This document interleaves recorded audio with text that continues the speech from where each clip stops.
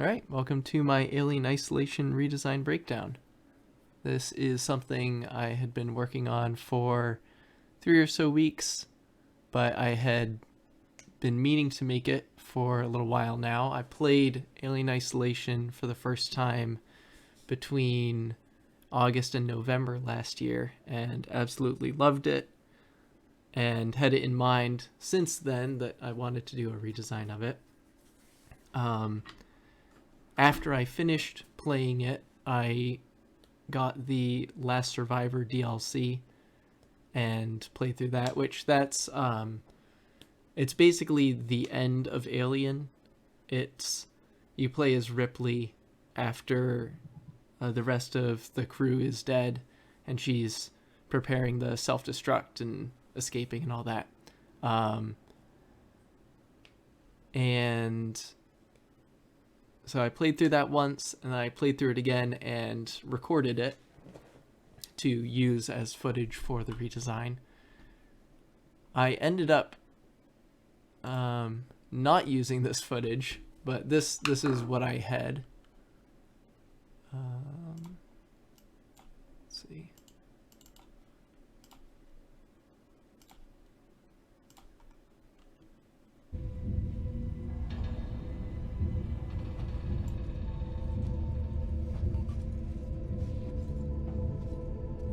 Please work. Thank you.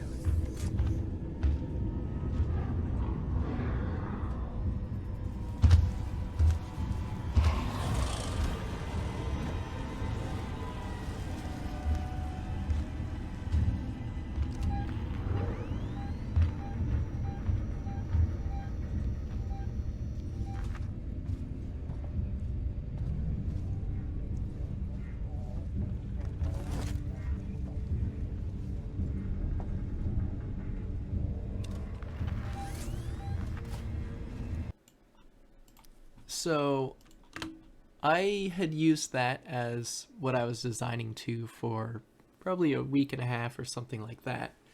But I got to the point where I was starting to pan everything around because, well, I guess I should break down how I have the ambiances set up.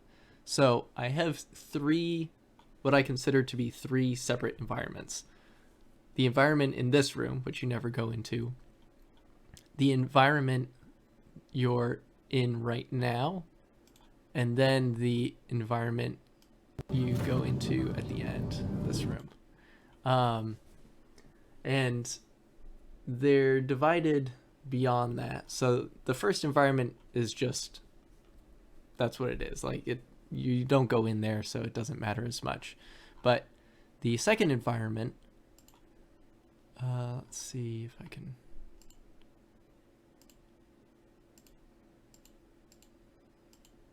So like here, I split it into the two walls. So I think this is the north wall and this is the south wall.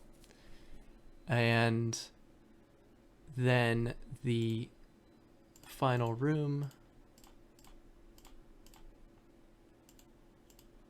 is split into center, right, over here you can't really see, and left. And because I divided them all up like that, because I kind of approached it like I would for designing an actual game, I had to split the ambiances into separate little groups and then pan and attenuate and filter them separately to match the movement of the player. And after I started getting to that point with this first clip, I realized how arduous it was going to be, because I'm moving around, looking around quite a bit, and it was just going to be way too time consuming and fiddly to get them all set up correctly. So what I ended up doing, one sec.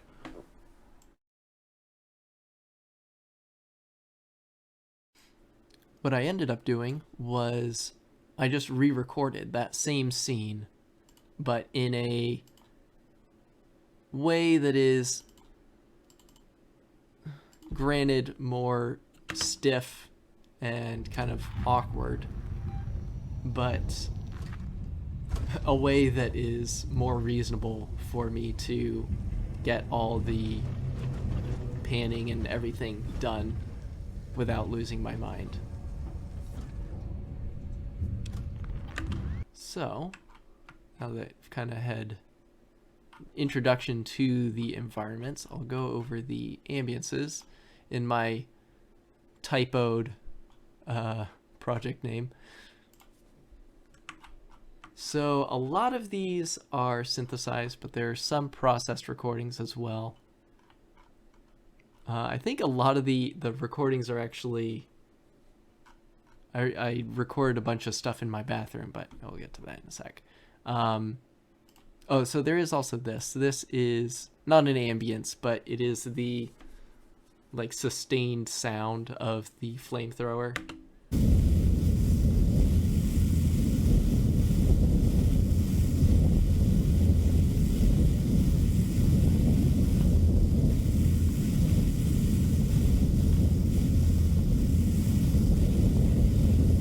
I was pretty happy with that sound. I like getting the sort of licking flame sound. I don't really know how else to describe it, but it's kind of controlled by this, controlling these cues. Then I have a bunch of, well, okay, so this one, I don't know how deep I want to go into all these because we could be here forever. There are 28 ambience layers. This is probably one of my favorite sounds, and it is just a saw going into a resonant bandpass filter, and it's a bunch of them at different notes, and then going into a convolution, which I'm not even... Oh, okay, that's pretty substantially changing the sound. But I really like the sound of an extremely low frequency saw or square, anything that's kind of poppy, going into a resonant filter. I really like that sound, and I thought it worked pretty well here. But then we've got some alarms. Oh, so the clicking is in the second environment, which is the room you're in most of the time. Alarm. Sorry about that. Another alarm. I believe the first alarm is in the first environment, and the second alarm is in the third environment. It's quite quiet though. Then there's these air vents, which are in the second environment. They're not attached to one of the walls. It's just you hear it sort of emanating from that area. There's this thing.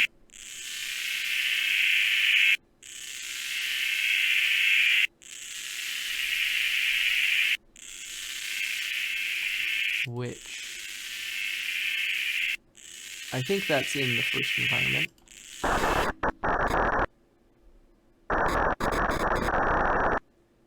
This is in the third environment.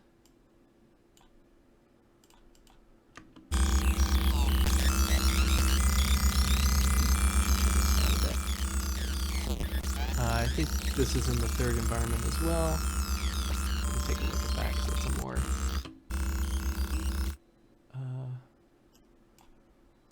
More interesting sound. I remember, the ambiences are often the first things I make. So I made these a while ago. I don't necessarily remember how all of them were made.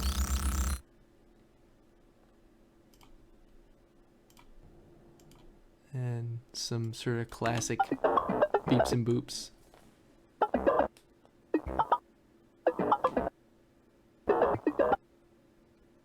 This was originally just going to be kind of standard, like, I would think of it as like a modular synth kind of sound. This like random plucky sound. But I was resampling them into the other oscillators, and I like it. Made kind of a grittier sound.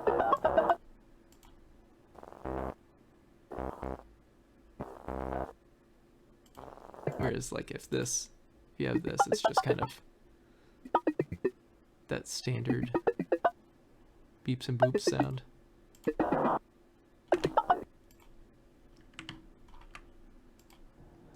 So this is the engine. This has 2 layers. This I was thinking of as, I mean, there's obviously this low rumble, but that chugging sort of sound I was thinking of as like some, you know, machinery in the engine. And you hear this engine throughout the entire ship. It's not tied to a specific environment. And then there's this rumble.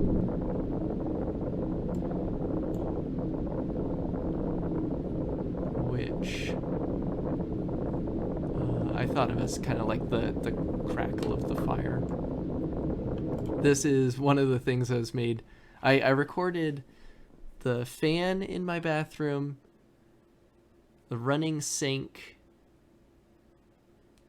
and then I put the mics under the sink pointing at the like U-turn pipe under the sink. That might have been it.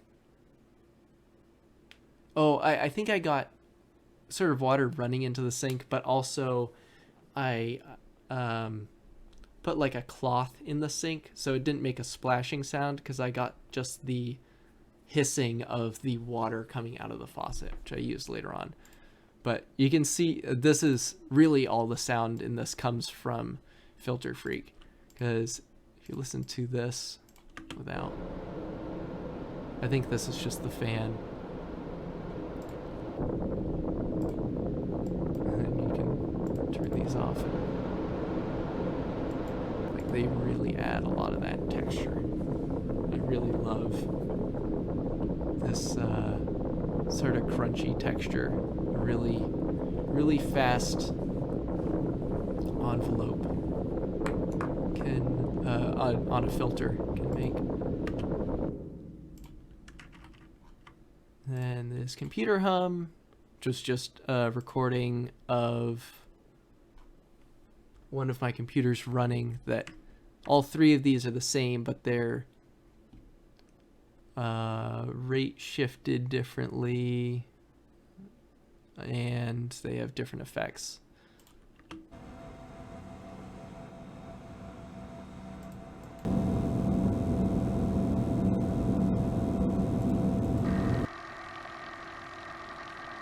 So all together, it's a nice full computery sound.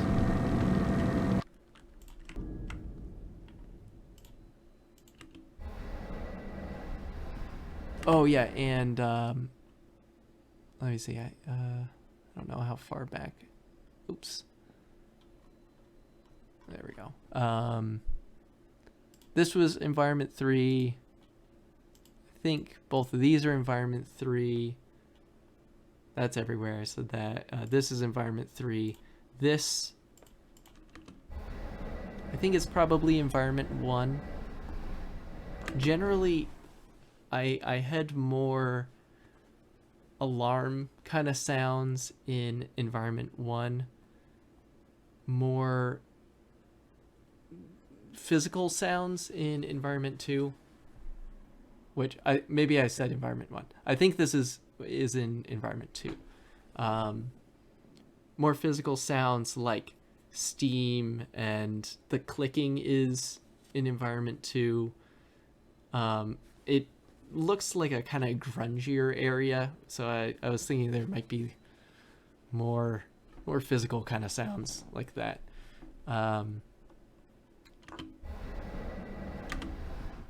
Then this one, which this is just a recording of me breathing.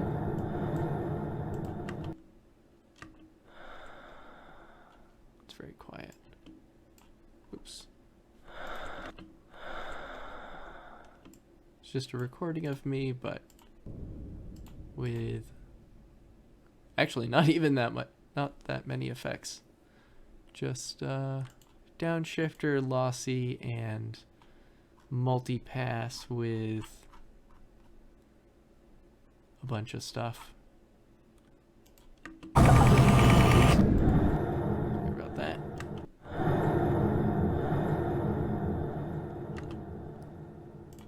Squelchy water. This, I think, was the recording of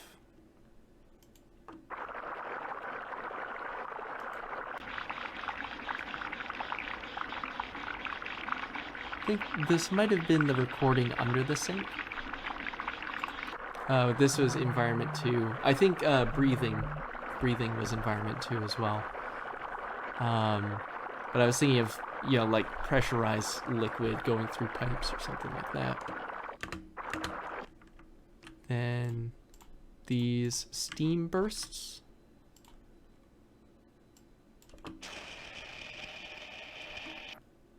Which I think were probably the water, like the sound of the water coming out of the faucet. I'm not sure. Let's see. Yeah, I think that's it. And I mean, there's some assorted stuff here, but the multipass was the main thing with these envelope LFOs, or this envelope LFO specifically. I think this is just like turns on. Oh, okay, that's controlling the middle and low bands, but this is on the high band. So when it starts playing, it spikes up real quick and then comes down and sustains. And then the length of this is being determined randomly each time it's played. And then when it comes to the end of that, it comes up again and turns off. Because I was thinking of like opening a pressurized valve or something, like it's going to be this big hiss to start, and then it'll be like slow, low hiss, and then when you close it up again, it, you know, sort of spikes up again. I don't know. Doesn't really have to be scientifically accurate or anything. It's just like the way I think something on the ship would sound. So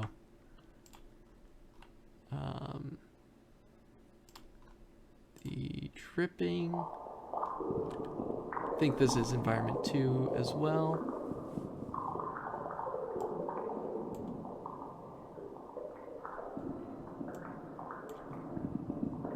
This might have been the one under the sink. I don't remember. It's been a while.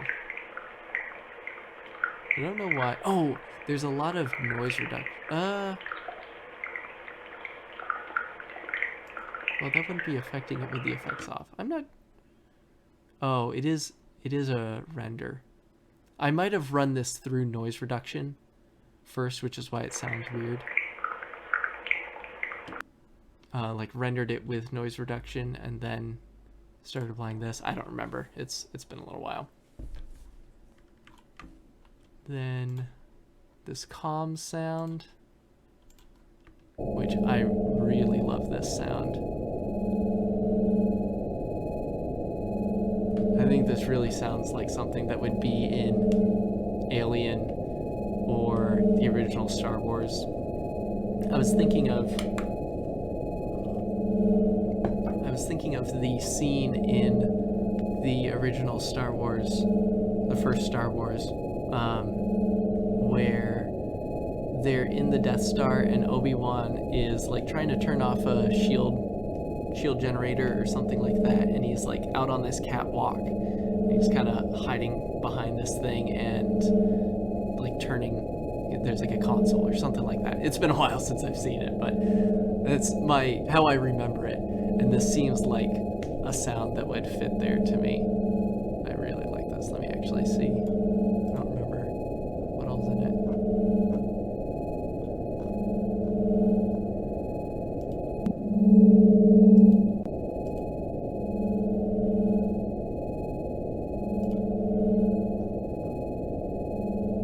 Yeah, I mean, it's a pretty simple sound.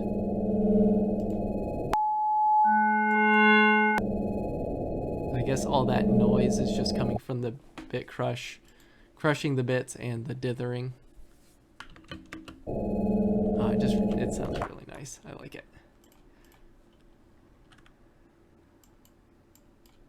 I think this is another alarm. Yeah.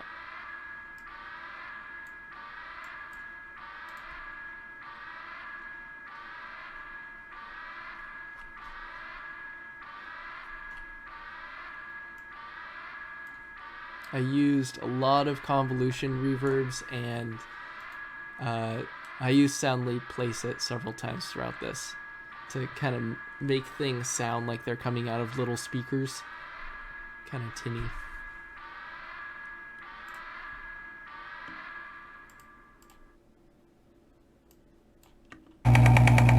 Oh, that's right. So I just realized earlier today that I didn't use this in the redesign. This is a typewriter, an electric typewriter that I got a couple months ago that I recorded it and chopped it up. And so I have this whole chopped up thing of it here.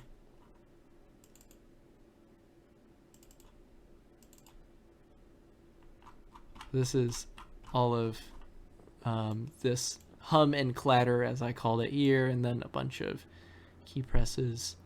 I haven't used it in much that I've released, I think. I'll find another use for it. I thought it would work well here, but I just completely forgot to actually put it in anywhere. It has pretty minimal processing. You can turn it off. It's quieter, but for some reason, just when this typewriter is on, it's making this sound. I don't know why, but I really like the sound of it. And then I used multipass to shake the transient and convolve the high band with one of the PS1 reverbs. I don't remember why I picked that one, but yeah, I'll find another use for it sometime. It's a really good sound.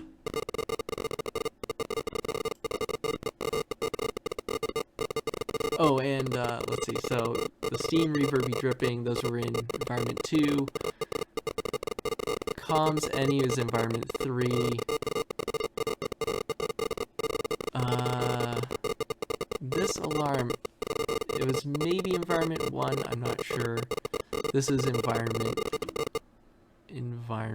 3, I'm pretty sure.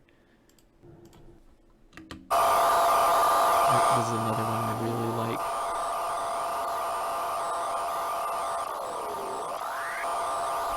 This was generated when I was trying to synthesize the AFSK noise bursts that you hear before like a public safety warning thing, like a flash flood warning or something.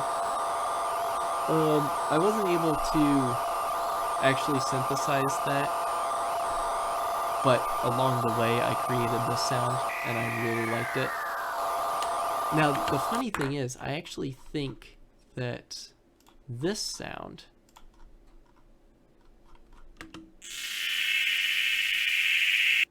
obviously the like envelope on it is very different than those noise bursts, but the sound of it I think is actually pretty close. But I created this before I started looking into the AFSK noise generation.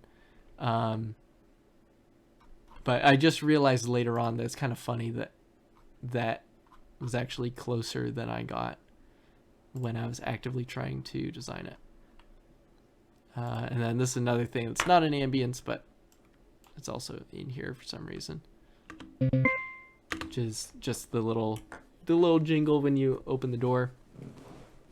I kind of overcomplicated this and the proximity sensor sound because they could both really just be like a sign, but I wanted it to be kind of gritty and worn out and old sounding, so there's a lot more to it than it needs to be. But I've got this which has a little bit of FM, and then this note thing here is changing the bit crushing and the envelope length or decay relative to the note.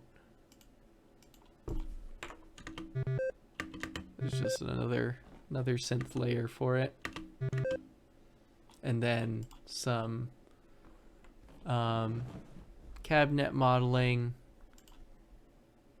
limiter.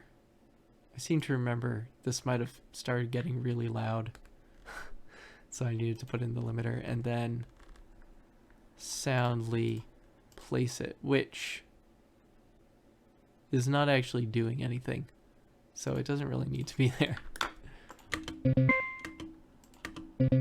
Yeah, I don't think because this is turned off and that's turned all the way down, so whatever.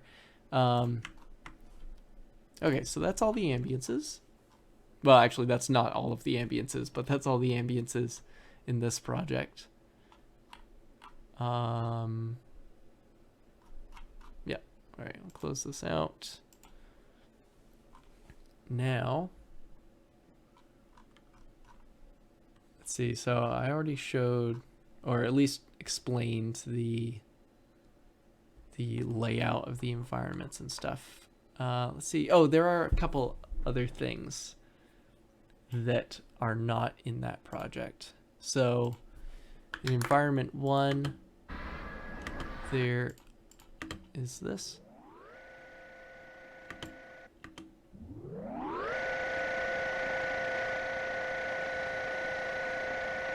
Oh. Turn that up too.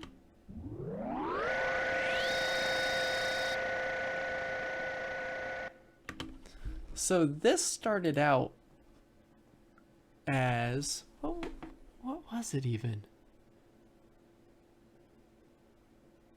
I had been listening to something. I might have been listening to Northern Lion play Detroit Become Human, which has really good sound design. I've been really, I've listened to him play through it before, but this time particularly, I'm really noticing how good the sound design is, especially like the UI sci-fi kind of sound design is really good.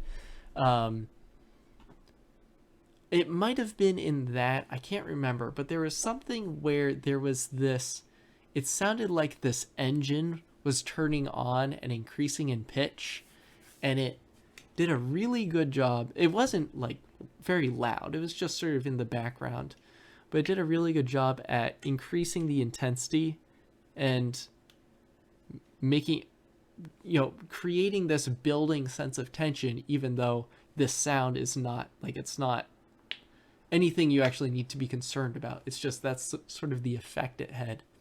And so I was trying to make something like that in this. And then eventually, after playing with it for a while, I ended up getting this, which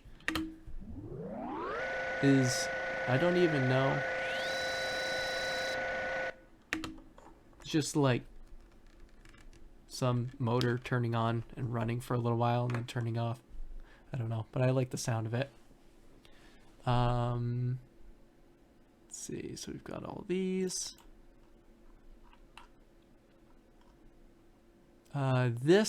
So the air vents was not a universal sound in the second environment until quite late on, or quite far into the project. I might have just changed it in the last day or two of working on it, because it's pretty loud and bassy, and I found that having it on either one of the walls made the audio too unbalanced. And so I made it a universal sound, or, universal within the second environment. And then, because I had 3 ambiances on each wall, I made this, which I'm not even... Actually... No, so... I need to turn this off. I didn't even make this then, actually, I'm realizing. I had... What did I use? Oh, okay, yes. So for something I'll get to a little bit later, I had recorded a bunch of creaking doors and rattling rocks and Legos. And I just spent a little while putting them into Paul X Stretch and playing around with them for a while. And I ended up with a bunch of things. So I think all of the things with creak or rattle in them were things that I made when I was playing around with that. Intending to use them in a like a horror, not music, but a more musical, non-diegetic ambience layer to create more tension, which I didn't end up doing. I think I may still do that at some point. I may make a version with some music, but I didn't end up using them. And so when I needed another ambience to replace the air vents, I was digging around through them and pulled this one out. It's very quiet.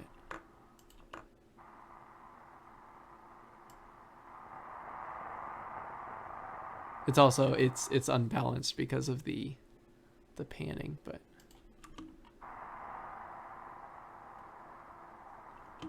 it's not really any sound in particular.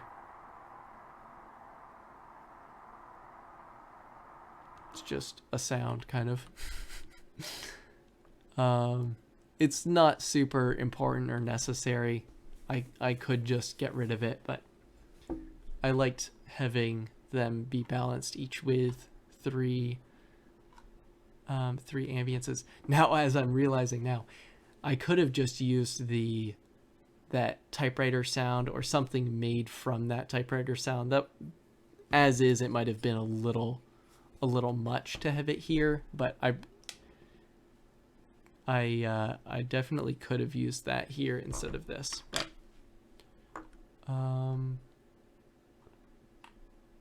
that's that. Okay. So this is a universal ambience in the third environment, which was made out of melee, which I've mentioned in other videos, and I will be making a video for it specifically soon, and I'm also working on a much larger video that I'm recording in multiple parts, and I'm gonna put them together. A much larger project video with Melee that will hopefully be out somewhat soon. But it's a 1000 oscillator synthesizer by Giorgio San Cristoforo, and if you are not really tuning the oscillators to anything and detuning them heavily, you can end up with this really nice tonal noise.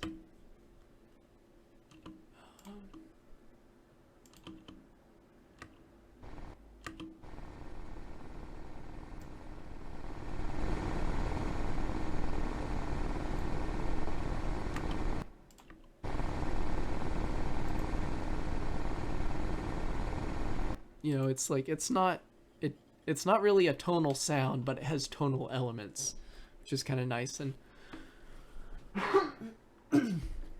I think it works well for a technological computer room. So then I think we've seen all these. What is this one? Oh, that's the repeating signal. Beeps and boops. Okay, yeah, so the light.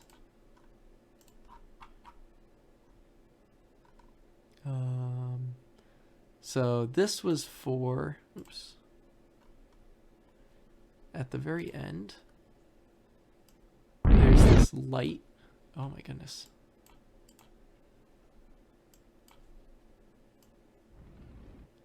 So you see it turns on there and then sort of dies out. And flickers on again, dies out.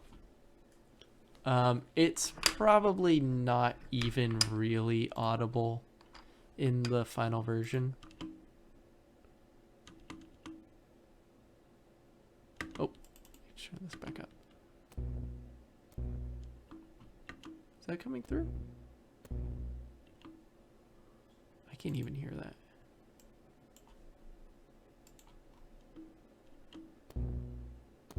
Yeah, there you go. So it's just this little, I can go through the different layers.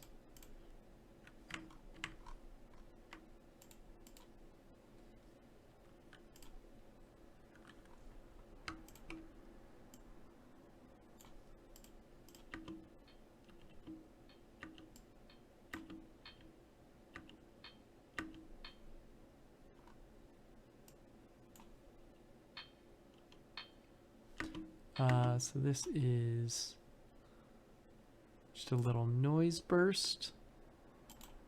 It's going into a convolver, which these aren't impulse responses, but I was able to use them for impulse responses. There was just a couple. Actually, let me see. I've got them right up here.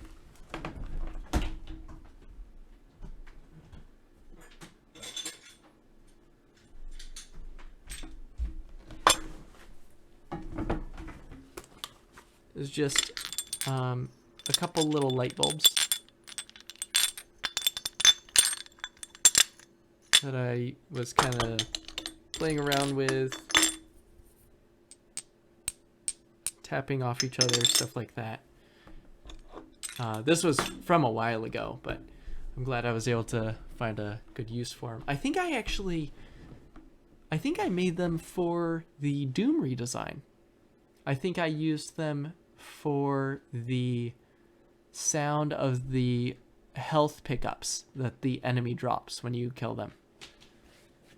But I was able to sort of trim it out and just get one little impulse from it and use that as an impulse response to get kind of the popping light bulb. Then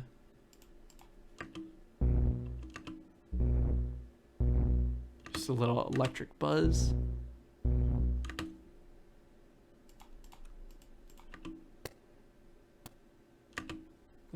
some more little kind of popping bits.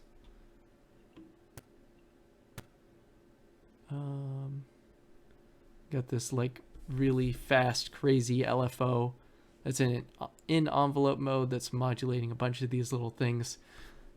I think I was thinking of sort of how you can make a clap by making an envelope or an LFO as an envelope with like a bunch of little random spikes in quick succession and using that to control volume. I was doing a similar thing here to get this little sharp crackle. So all together. All right, now well, actually, I won't bother undoing that and all. I just won't save it when I'm done. Okay, so here's another thing that was not made in the previous project. This is something that was just made in Bento. Oh, need to come.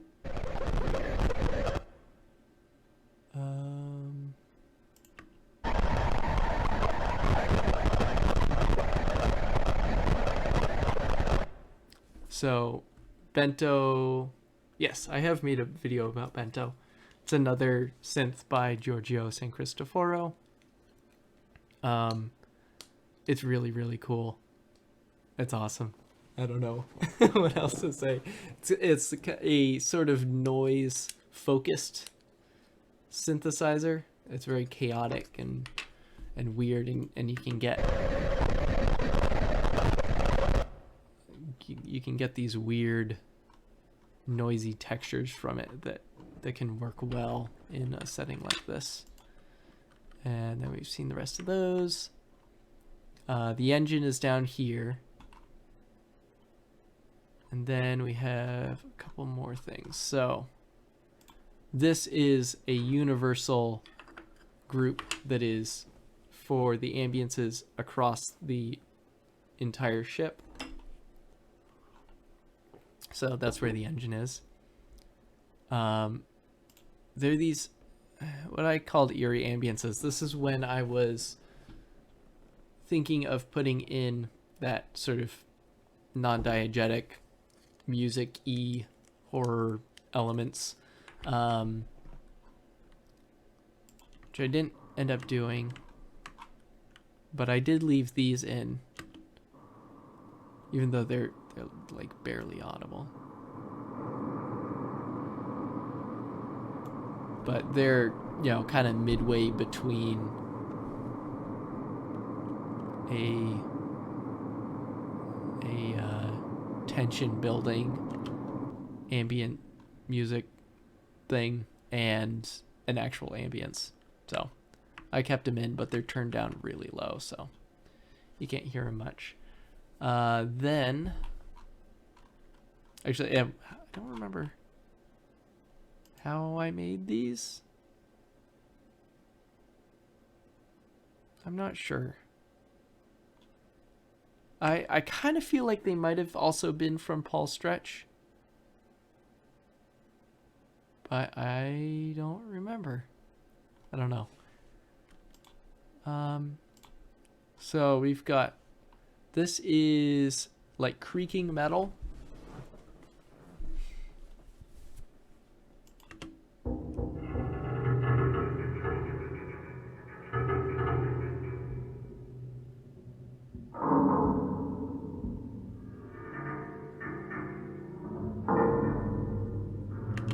And then this is sort of rattling stuff, kind of stuff falling around and sliding.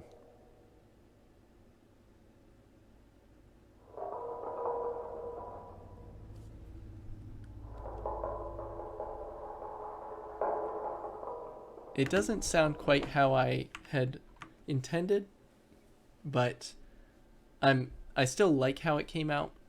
What I was originally intending with it was, I was thinking of the scene from Interstellar when they're going through the portal or wormhole or whatever near Jupiter, I think. Maybe it was Saturn. I don't know. And they're going through this wormhole, and they're talking about, or there's like fourth dimensional beings or something like that. But it's like it's really intense, and the whole ship is shaking a lot. And I really, really loved the sound design in that scene because it sounds like this big metal ship is being shaken about like crazy. And so I wanted to make a sound kind of like that. It didn't really sound like it, but I still liked the sounds like stuff kind of just shifting, sliding around. But yeah, a lot of these are shaking Legos. I also shook some rocks, although I don't know if those ended up in it. No, it looks like it's all shaking Legos.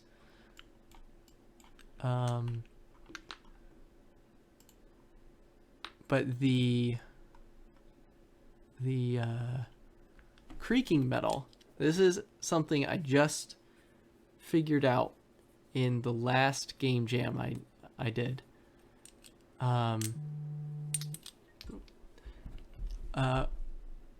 Because so there was a watchtower, and it's like this big metal build, or like it's on these big metal supports, and there's a blizzard in that area. And so I wanted to have this like creaking metal, making it kind of sound like it's swaying in the wind a bit. And I was trying to figure out how to make this, because it's like I don't have access to I don't know, big heavy machinery or something that I can use to make this. So what I figured out is that you can get the sound of creaking wood and then put it through a metal impulse on a convolution reverb, and you end up with a really good creaking metal sound. So if I get this,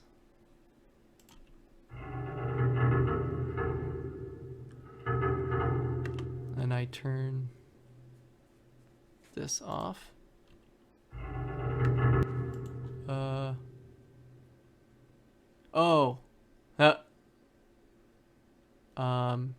that's right. I forgot there. Oh, that's right. Yes. Okay, so yeah, it's on here. If I turn this off,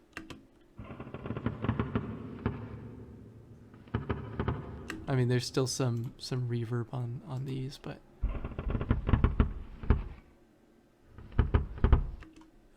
it's just, it's also pitched down. There you go. So it's just creaking wood. Can get another one.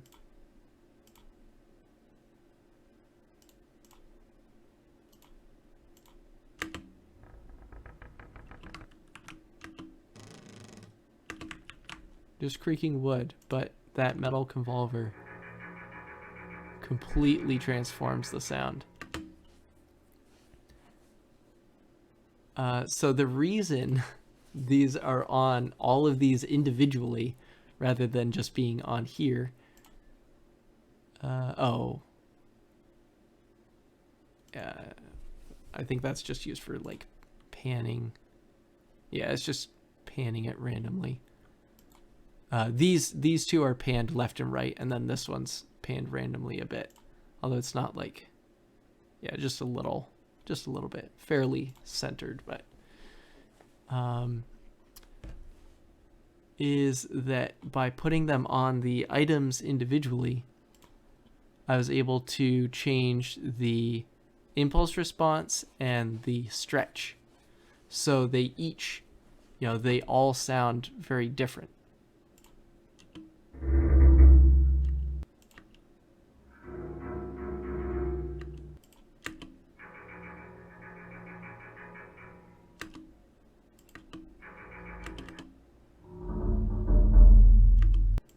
So that's why I did them all individually, and I think it worked quite well. I really, really like the sound of all this creaking metal.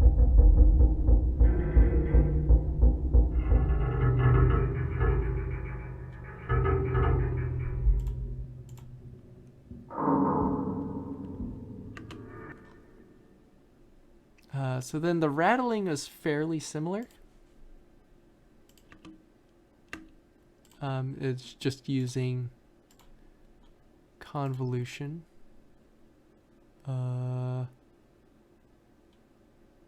Somewhere. There it is. Oh, yes. Oh, goodness. Yeah.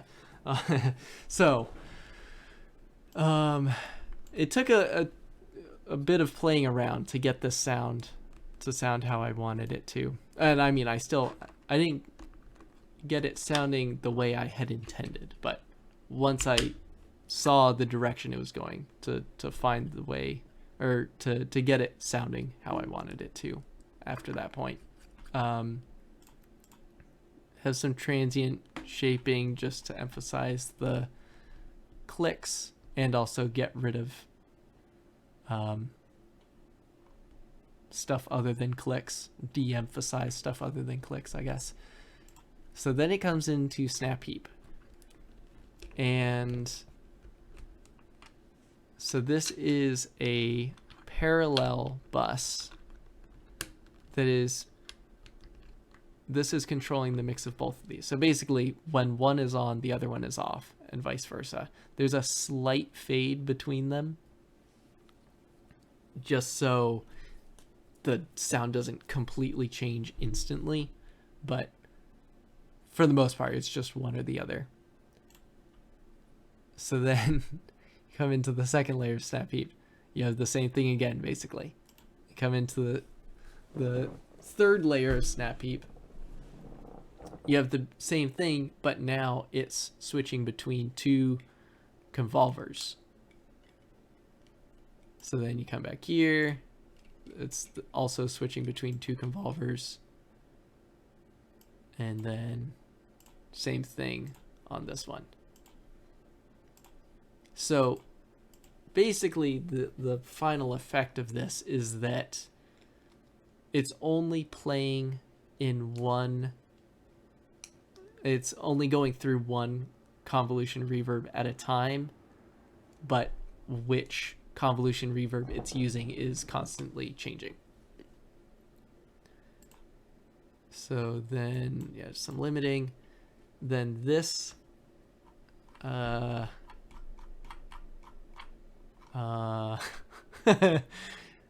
think this is changing the, oh, okay, yes. So if not for this, this would be playing constantly.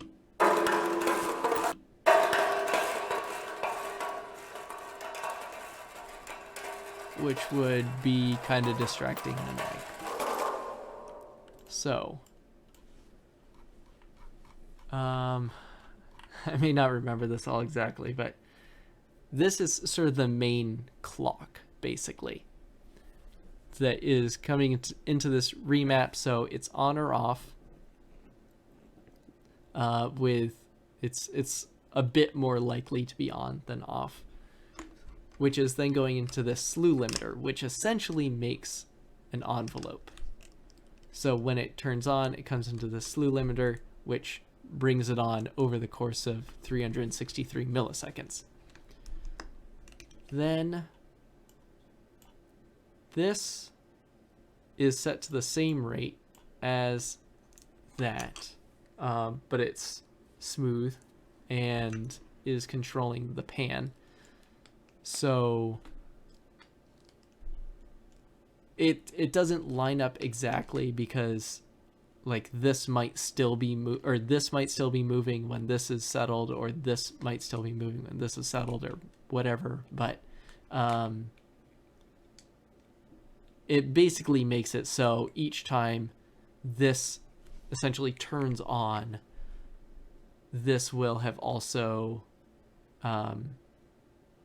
changed the pan by that time. So each time it comes on, it could be in a different place in the stereo field.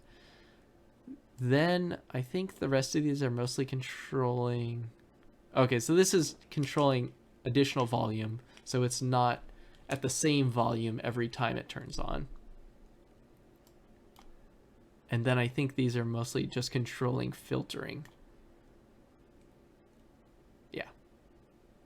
So basically this is just changing between this and this. It's creating a lot of variation in the sound. And it's kind of funny because this is like the sort of thing that I would like setting up in middleware. But I'm using it in a linear medium where it doesn't actually matter at all. But I don't know, it's cool. And it also means that I don't have to manually go in and say, okay, it's going to be playing from here to here with this fade and all that. It would just be fiddly and annoying, even though it would absolutely be easier and less time consuming than setting up these whole things, but whatever. It's fun. Okay, so that is all the ambiences finally. Whew. My goodness, this is gonna be a long one. Gonna get some more tea.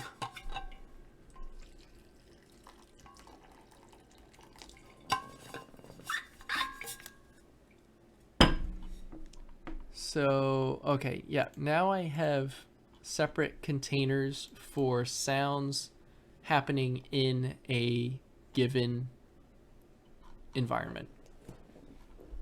This one's called Xenomorph, but this is kind of like the one for environment 1 because that's kind of where these sounds come from, sort of. But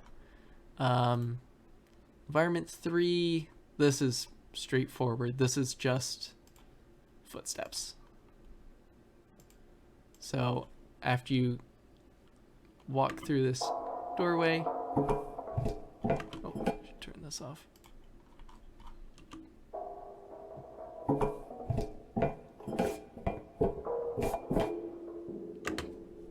That's about it. Pretty simple.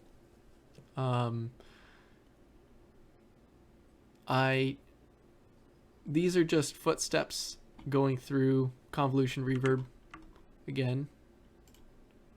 I think these are, yeah, just limiters, bringing them up a bit. And I used a different convolution reverb for the footsteps on this one compared to the environments or the footsteps in environment 2. So it sounds like you're walking on 2 different types of flooring.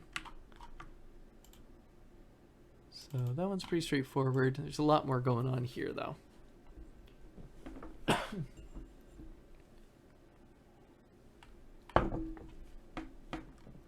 So, okay, so these are all the footsteps.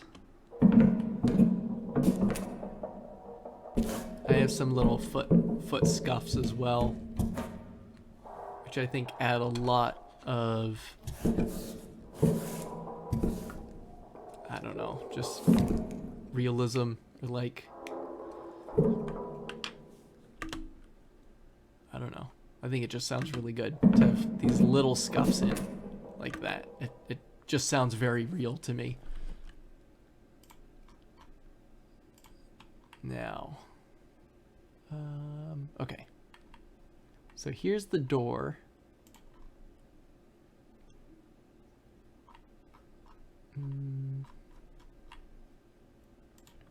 So the login system I already described or showed in the other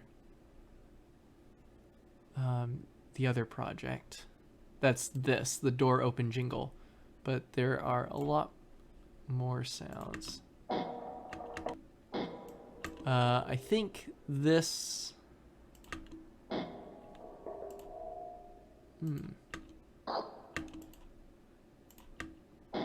I think this might just be like a noise burst of whatever pneumatic thing is opening the door or something like that.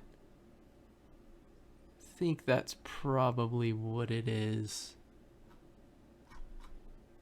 Because this is the... Oh no.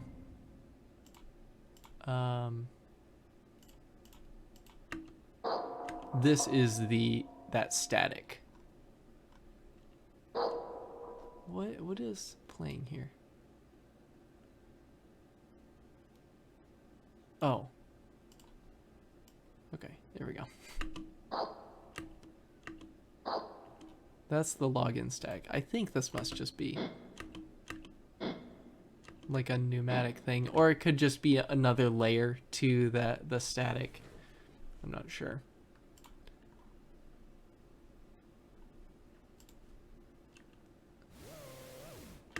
So this is, oh, I guess it's probably not a pneumatic door if I have a if I have a motor bringing it open. So I guess it must be part of the, I don't know, I'm not sure.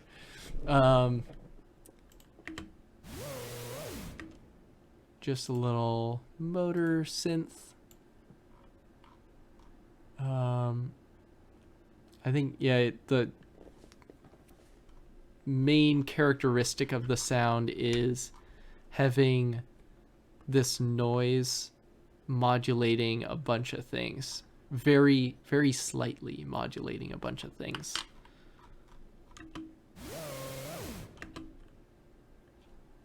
And you've got glides here, so it slides between these notes.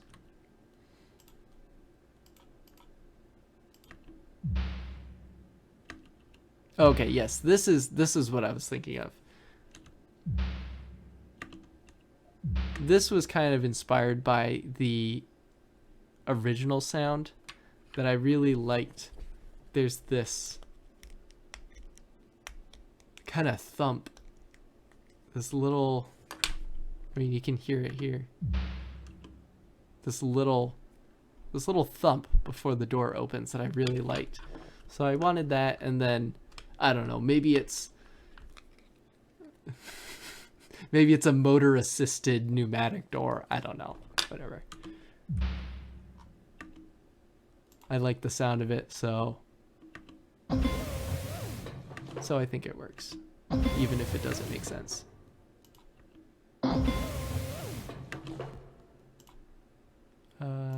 What's this? I guess that's just the sound of the door sliding up, probably. Something like that.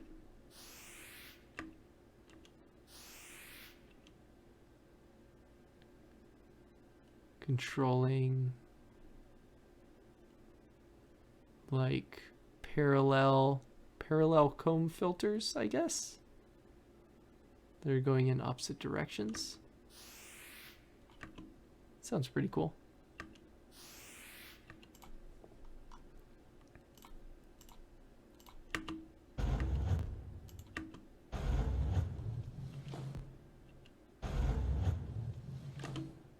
Okay, so this is actually, yeah, this is just like the tail, I think, of opening my door. My door is very sticky. Like, well, it's weird. It's a seasonal thing.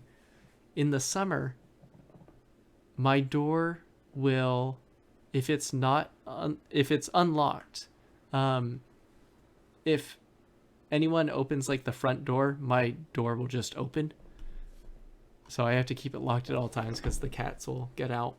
But in the winter, the door is like stuck into the wall. Like you could think that the door was locked when it isn't, because it gets stuck so much. So I took a couple recordings of opening the door, and I think this is just like the tail of one of them. You can see here, actually, I'll just go through this real quick. So this is just recently I started doing this, and I think it's been really, really beneficial. So when I'm working on a project and I'm recording things and chopping things for that project, what I do now is I make a folder in this project specific folder in my sound effects library, and I put all the sounds there. And then ideally, I haven't done this yet, but ideally after I'm done with this project, I will then put all of these sounds into their own folders and put them in the correct folders in the samples folder. But it's been really nice doing it like this because I just throw them all in here. I don't worry about it. Like, I don't worry about organizing them yet. I just put them all in here, and then I have all the sounds I need all in one location, and then I can worry about sorting it later.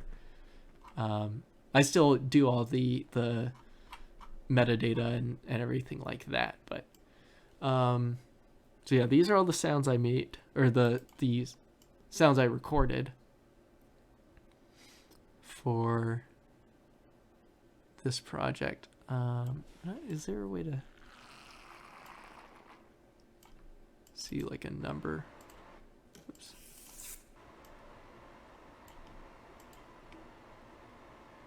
No, I guess not.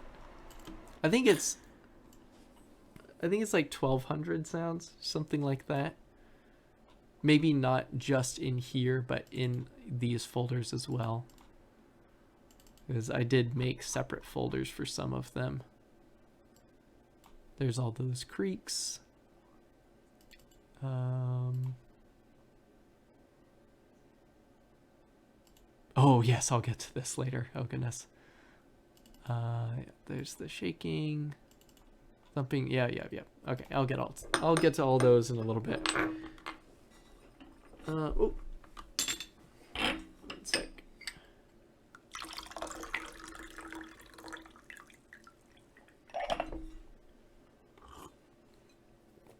Okay, so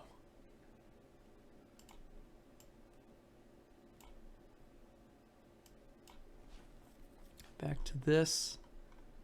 Okay, yeah, so this is sort of like the login system. Oh, actually, I even have it here. Login system is that, and then this is like the physical sounds of the door. And then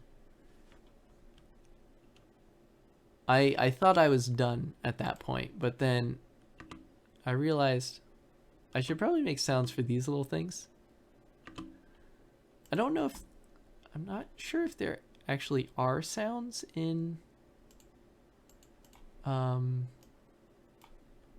the original for that. Let's see. Oh yeah. But I hadn't even thought of it until later in the process. I was like, oh, I should probably make sounds for those. So I'm not thrilled with them, but they're fine. I can't tell you how long I spent tweaking these, and then like the next time I came into the project, I'd be like, no, I want to tweak them some more. I kept tweaking them.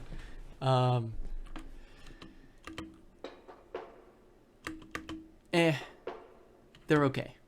I'm not. Let me see how they did it again. I hadn't even thought to listen to what it was like in the original.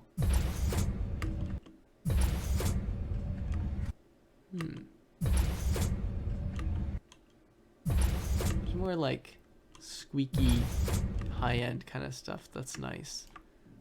Yeah, I don't know.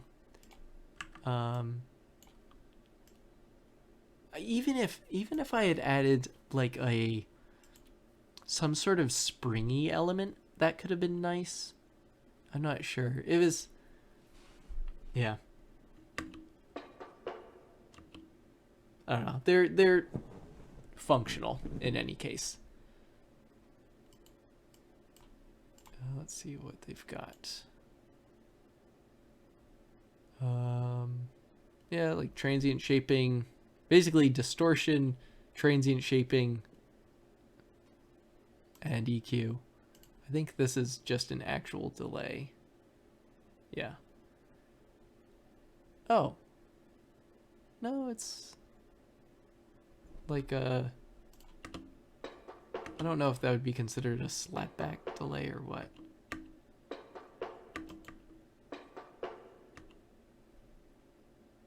Yeah, I'm not sure.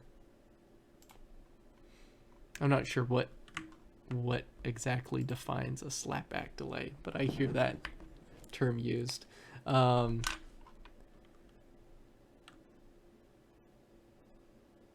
yeah, I guess it's like adding a second version of the sounds 25 seconds later at minus 10 dB. So just to add a little bit more weight to the sound, I guess. I don't know. Unused. What is this? What is this?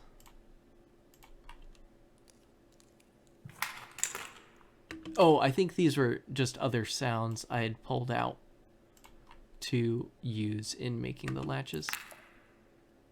Yeah. I think that's it. That does remind me, though, that there is something else here. So there's this. Which...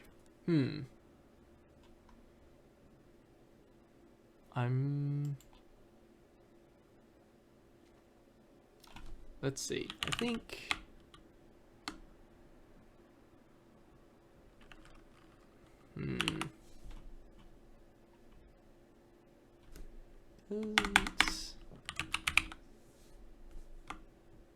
Okay, maybe it's an actual phase plant thing that I saved. Let me see.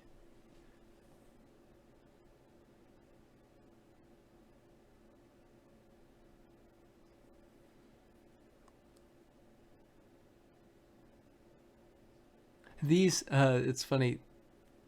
Some of these, anyway. I think the booming, the save station, probably the blah sound. I'm not even sure what that is. These were actually sounds I had when I was playing Alien Isolation. Sounds I had recreated from it.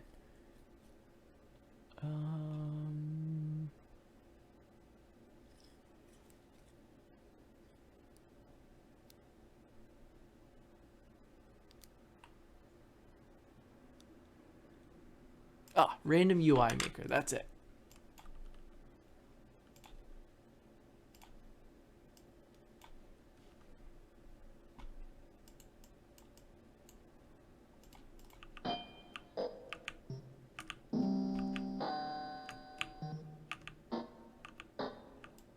So this way I can turn off the reverb.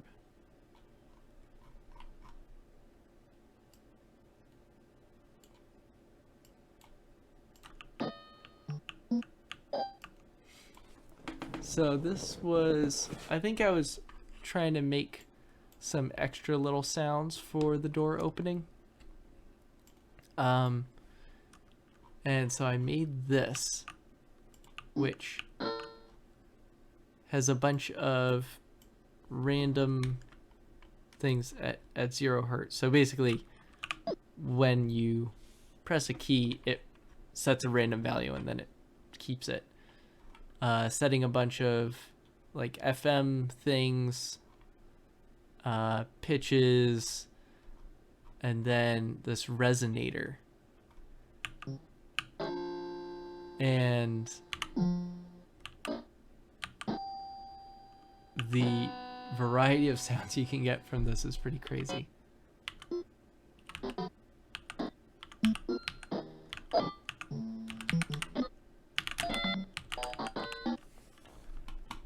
And so I think I had just like put this track on resampling and recorded a bunch of them.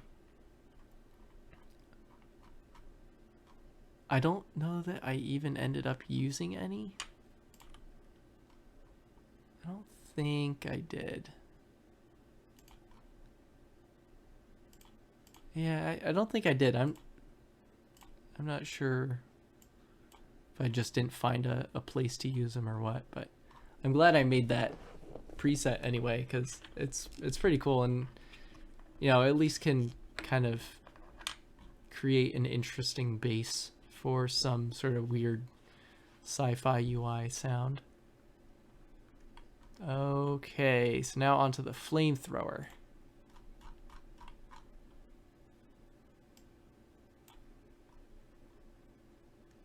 So I already played the sustained flamethrower sound.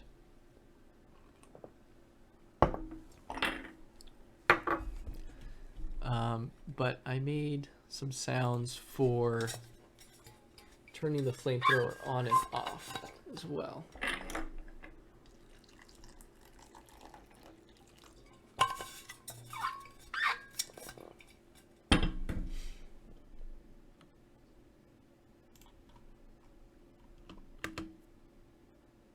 Which I don't know how much you can even hear it in the game, or in the redesign, but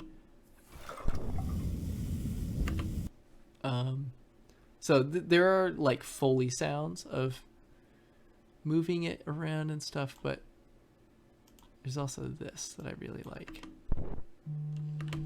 which is the sound of it igniting. I kind of wish it was a little bit more of a, it kind of, like, it starts glowing and then this little flame sort of starts leaking out of it. I kind of wish it had a little bit more of like a sort of a puff. Although I don't know how realistic that actually is. I've not used a flamethrower, but that's how I imagine it would be. And I think this is just, flapping chamois, I don't know, the leather that is most commonly used for making blood sounds, I think. But you can flap it around. One sec.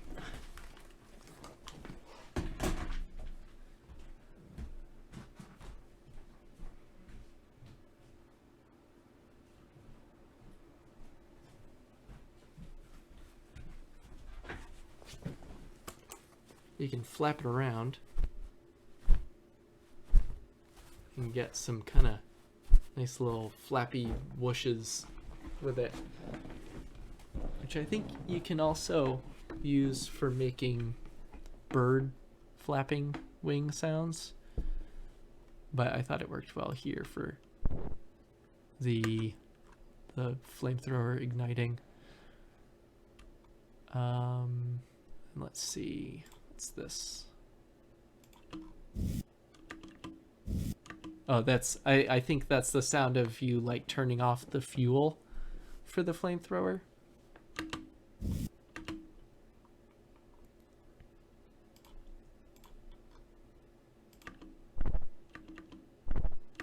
I think this is another of those same flaps. Let me see, I'm not sure how that's pronounced. It looks like chamois, but I do not know French, so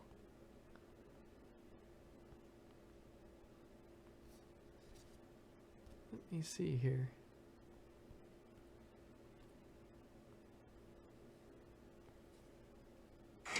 Marcus is a connoisseur of anything that's free, so he was happy to Okay. And some of the most mispronounced, which explains this is said rather similarly as chamois. Now, in American English in the US, this is said as chamois. Okay. Chamois. So I guess I was right either way. It seems like, but I will say chamois. So yes, flapping the chamois leather. Oh, by the way, yeah. Let's see. Credit to Julian Mikel for that. Thank you, Julian Mikel.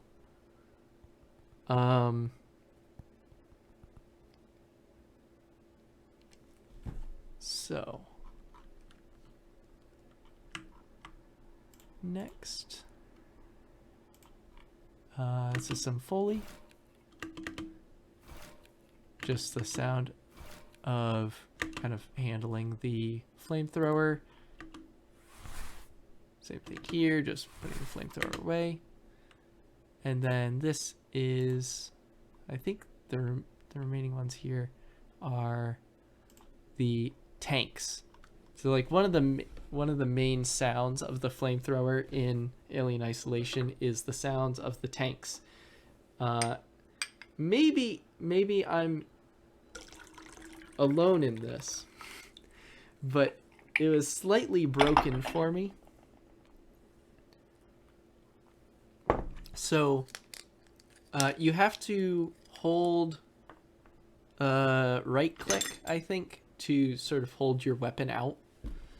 And if you're using like a gun or something, whereas I think if you just left click, you swing a wrench or whatever that thing is. I don't remember. So you have to hold it out.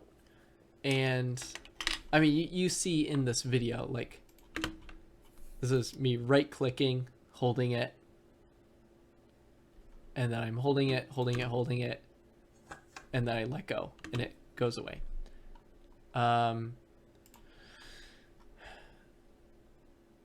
So when you, actually let me play the original.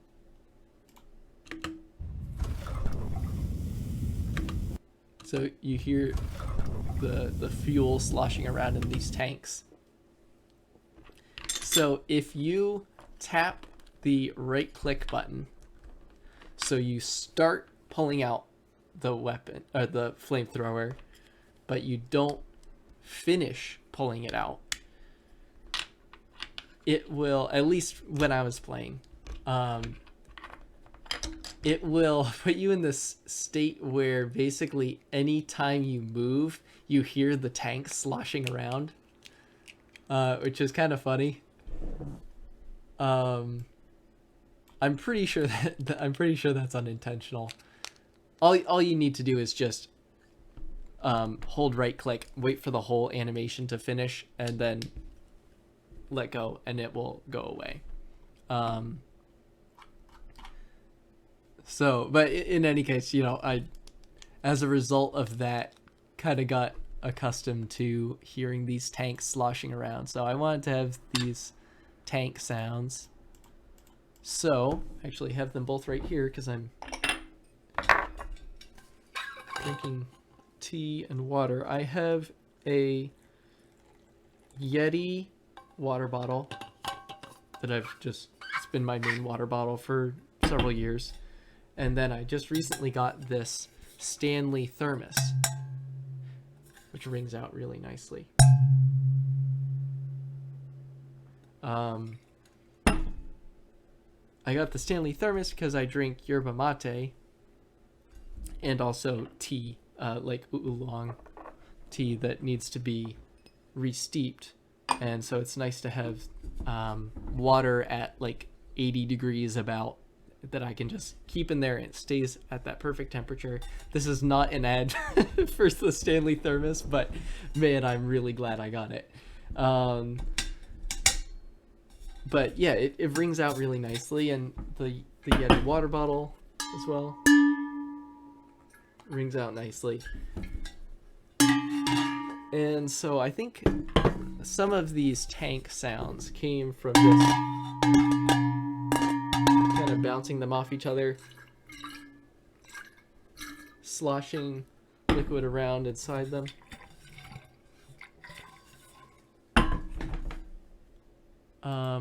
I might have used some other containers as well, but in any case, that's what I ended up with.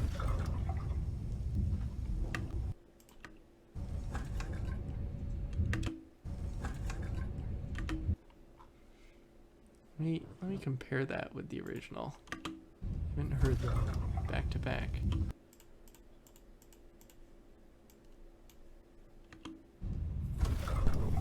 Oh, wait, what? No. Okay. That's the original. I was hearing the original along with mine the whole time. Okay, that's the original. And then this is mine. Is that Is that actually?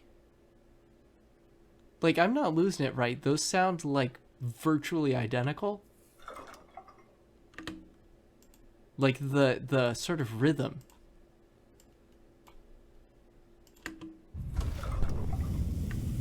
That's crazy. I did not I did not like model it based on the sound of that.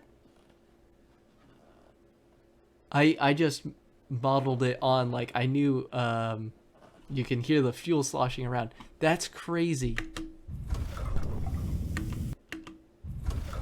Is something like bugged? I mean, it's not identical.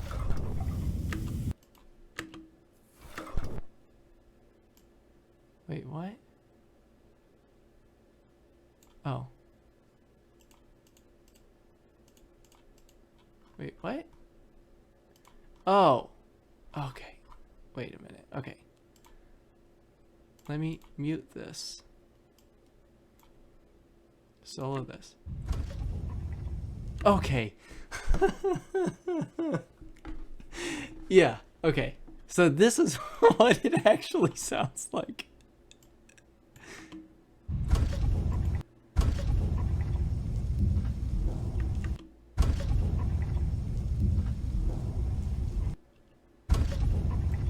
It's a bit less in your face, I guess I'd say.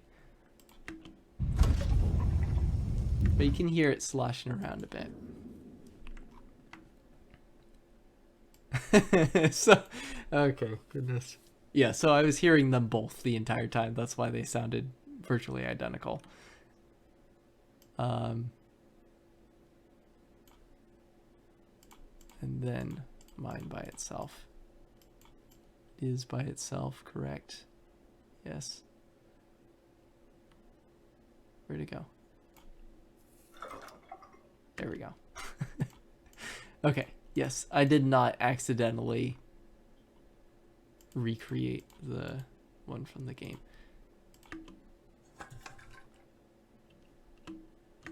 All right. So that's the flamethrower. Now the proximity scanner. This was another one that I kind of over-designed. You can hear just the whole sound by itself.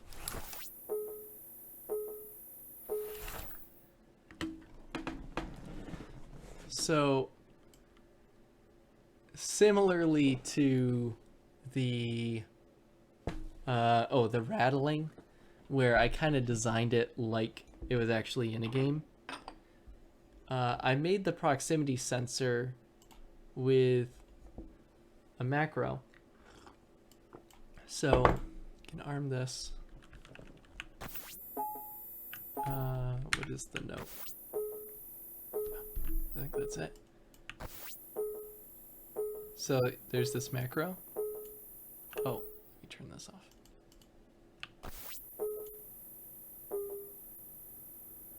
So this is very far away.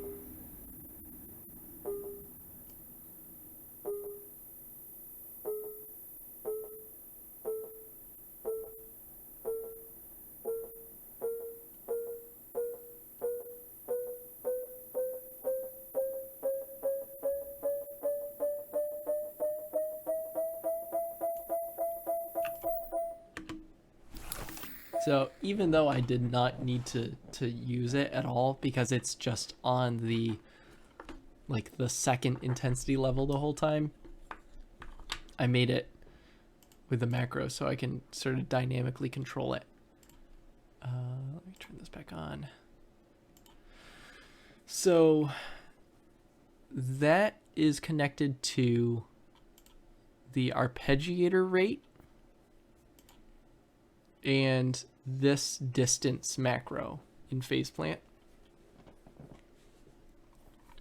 which controls ring mod frequency,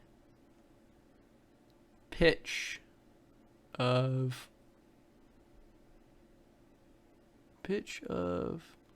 where's the other one? Pitch of both synths.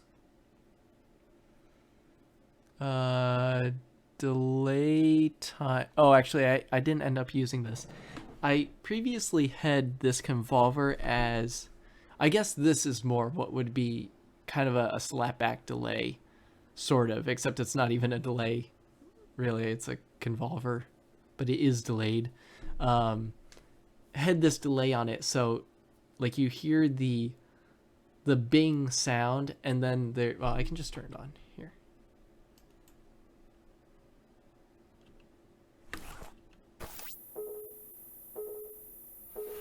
That dun dun. Is that even it? Oh, is Audrey's dance?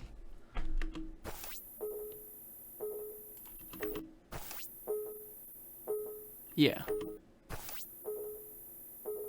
It's like dun dun.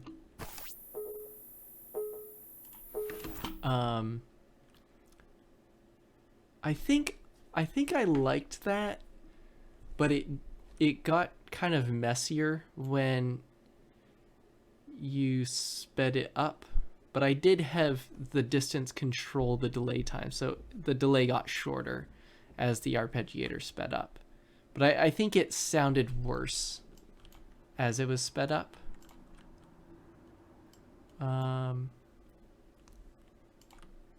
Let's see.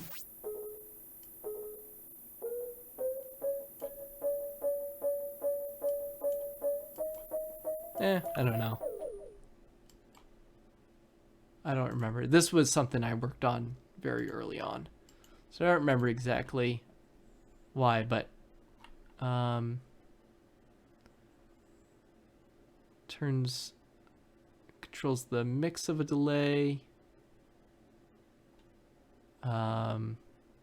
the decay,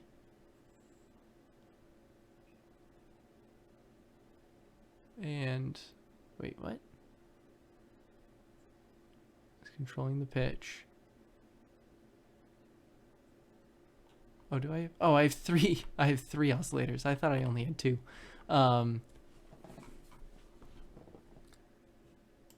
So then goes through Filter Freak.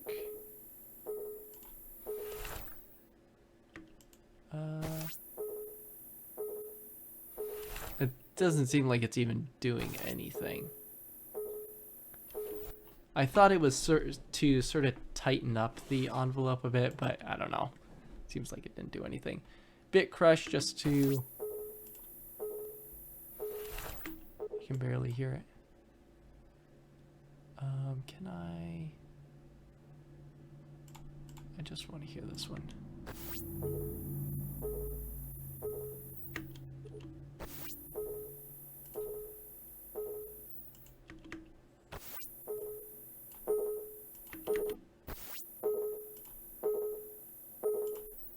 I don't know. Just probably adding a bit of grit to it. I can't even really hear it though. But my tinnitus is kind of making it difficult right now.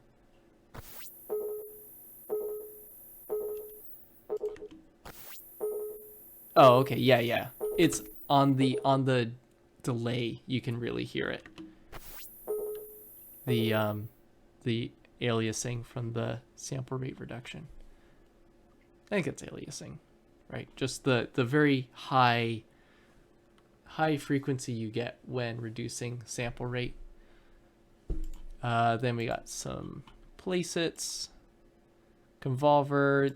I like convolving on the cabinets are good, and also the microphones are good for making something just sort of sound old, rough, like it's coming out of an old speaker.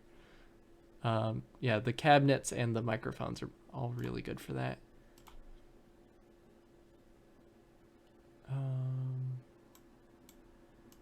Oops. Then this delay. Oh, okay, yes. So this delay is here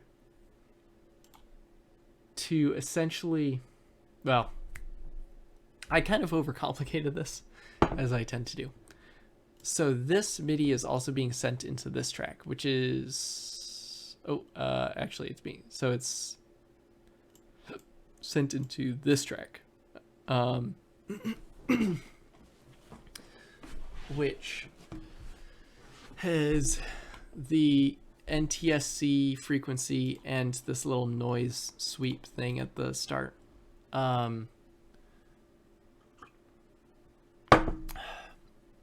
So I could have just had them as separate MIDI items. I don't know why I did it like this, because it overcomplicated it, but because I wanted this to have the sweep, which is what I called the little sweeping noise thing as the screen turns on, because I wanted that to finish before the binging starts. I put a little delay here at the end.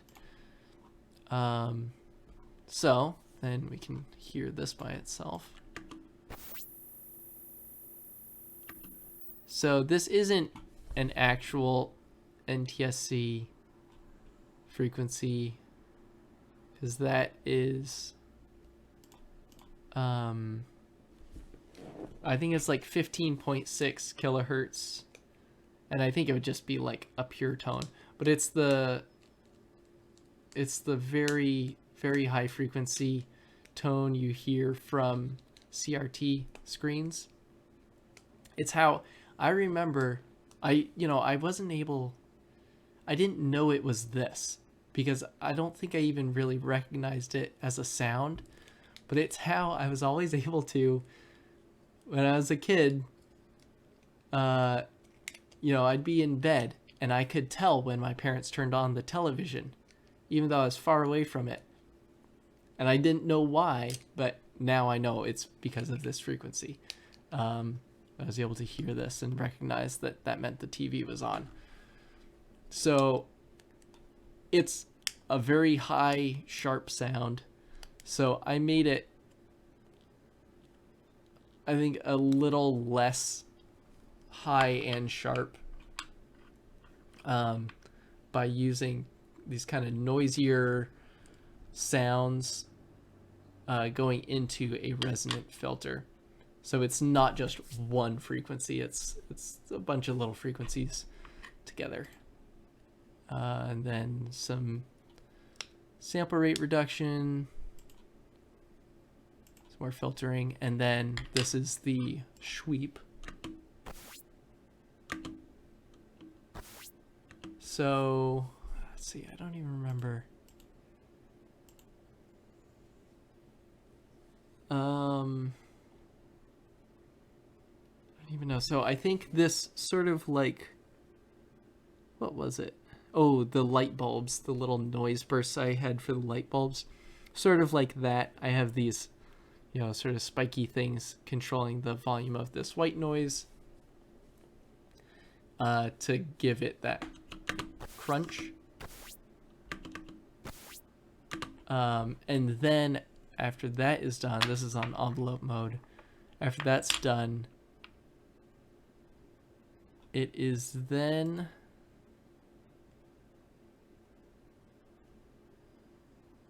alpha 1. Maybe this holds it on. I'm not sure. I think it must. But basically it is then there's these two envelopes on a slight delay to make space for this. So like this plays and then these envelopes turn on, and this sweeps.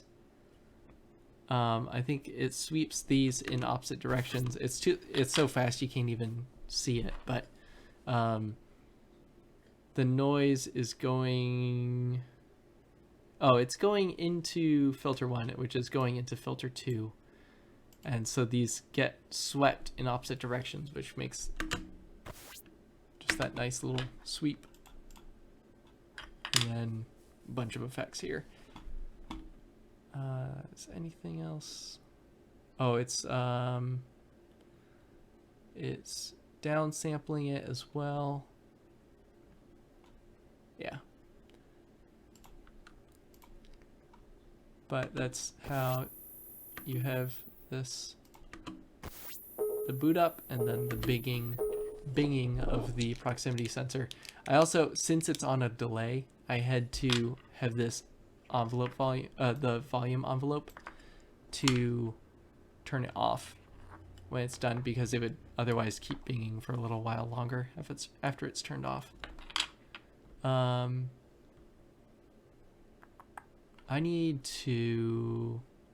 will be right back.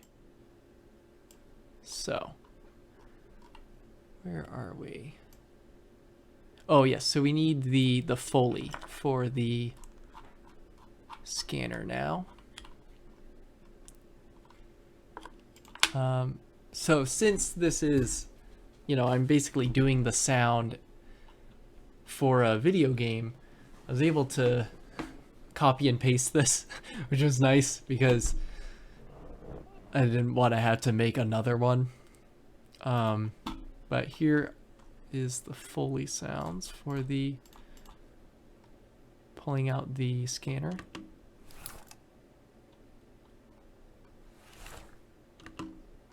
No, it's just a bunch of little Foley. I don't know. I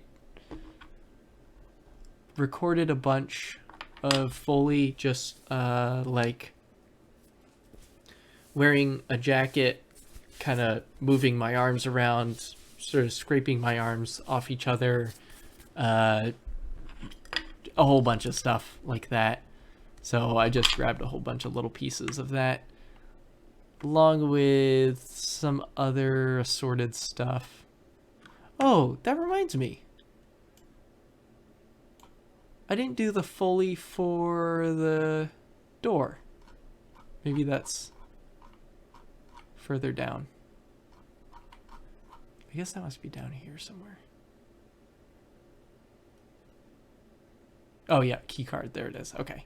Yeah, I mean, it's just a whole bunch of little Foley layers. They don't really sound like anything by themselves, but in conjunction, it sounds pretty good. It's really just a matter of like getting a whole bunch of these layers and kind of lining them up together. But so yeah, it's these just copied over here again. I think I had to, maybe I didn't. I thought I might have needed to squish these a bit to make them fit, but it looks like they're all right. What's this filter for?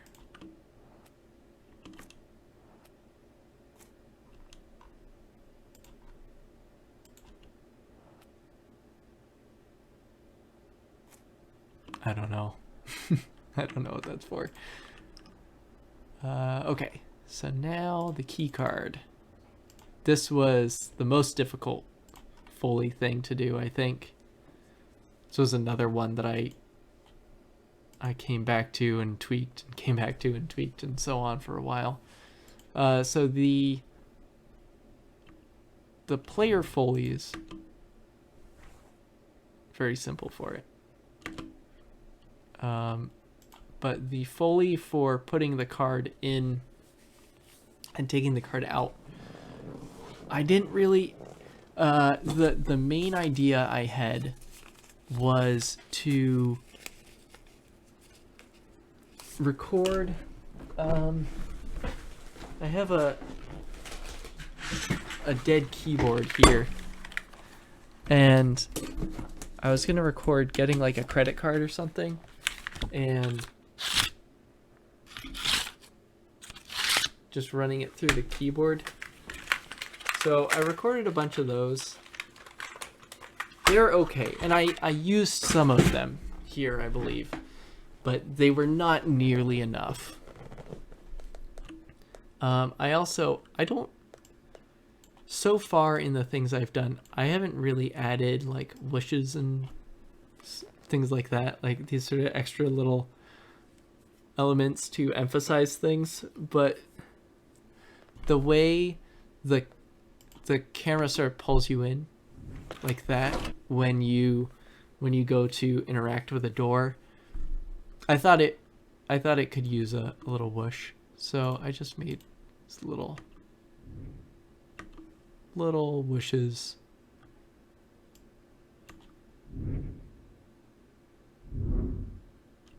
Just little whooshes to kind of emphasize that movement. Then let's see what all we have here. I don't even know. It was really just, I was kind of digging through this folder and listening to a bunch of stuff, looking out for anything that seemed good, pulling them all out into here, and then trying them, slicing them, aligning them, and eventually I came to this, which I think works pretty well as like it sounds like a sound, like it sounds like a single sound, even though it's, you know, like 18 different sounds, something like that, not even counting the cloth Foley. But I think it works well. I think this was really useful. This was actually something from that typewriter. I think this is from one of the typewriter keys. Pitched down a lot, or rate shifted down a lot, and then reversed, maybe? No, maybe not. But yeah, I think it's from that, from that typewriter.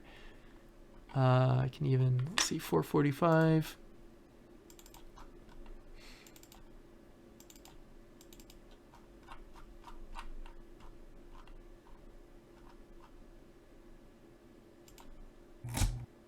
Yep, it's just from that.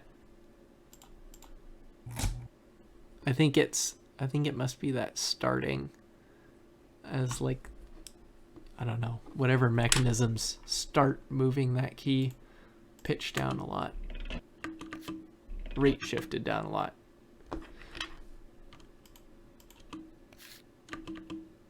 I think this is that, yep, card and keyboard. Yeah, it's just, there's a whole bunch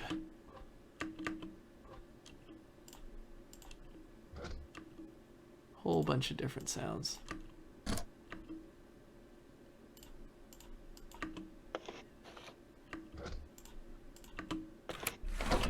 It was also, I had a lot of trouble lining these up for some reason.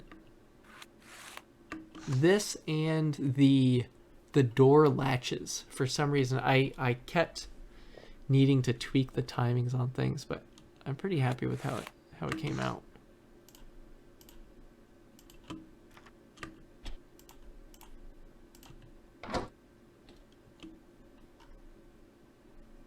Oh, that's locking my door.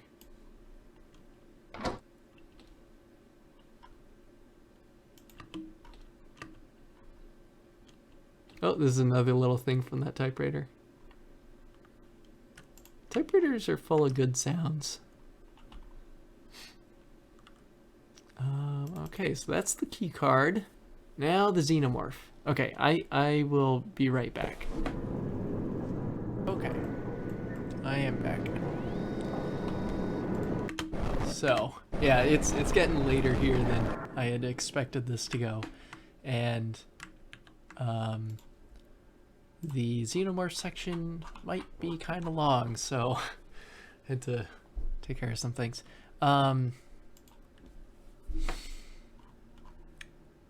So I wasn't sure if there was going to even be a xenomorph section.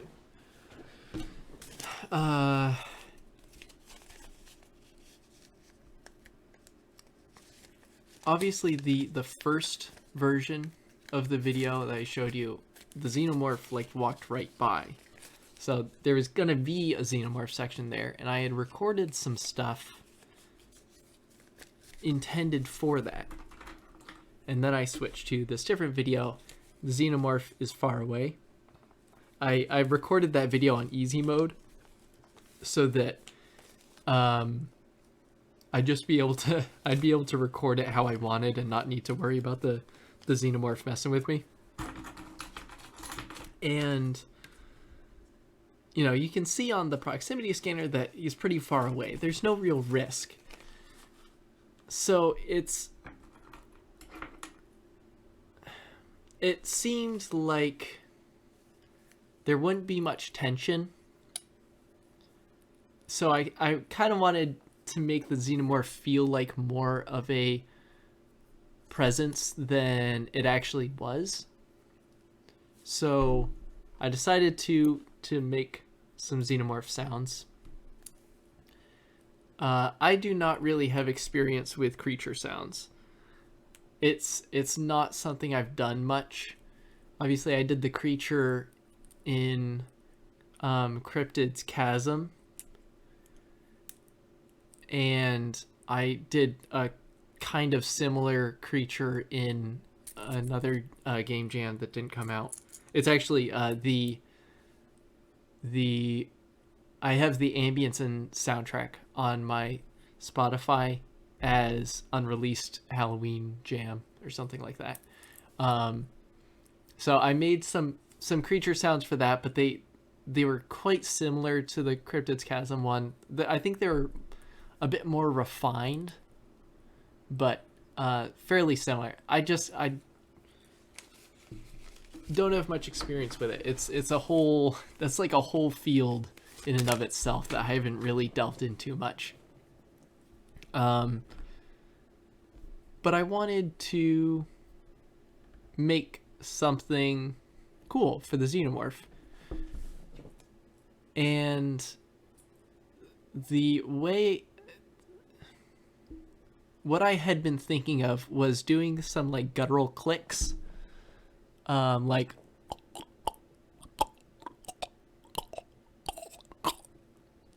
just weird little throat sounds like that. And making this sort of slow clicking sound with them, which is a kind of different sound than the xenomorph has in Alien Isolation, especially. In the original Alien, I guess it's a bit more like that, I think. I can't remember exactly. I think the way the xenomorph sounds in Alien Isolation and the way it sounds in Alien is quite different, though. As far as I can remember, I should watch it again. But I was thinking this sort of guttural clicking sound. I really liked the movie Nope by Jordan Peele. And spoilers for Nope, really, like, watch it if you haven't seen it. It's really, really, really good. But the alien in that, I really like the sounds of that alien because it's like it's so big that its sounds are like, it has slow sounds because it's so big, and I really liked that. And I kind of wanted to do something like that for the xenomorph, even though the xenomorph is, obviously kind of small, but just something to make it sound otherworldly, strange. So like this guttural clicking, and then I thought this sort of chattering insect clicking, the higher register thing could be cool. And I spent many hours. Well, probably 4 hours, something like that, playing with it. I primarily in Faceplant. This isn't. That's for something else. Oh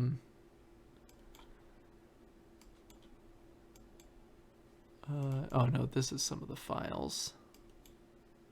I recorded a bunch of these vocal guttural clicks and throat sounds. No. Where are they? Where is it?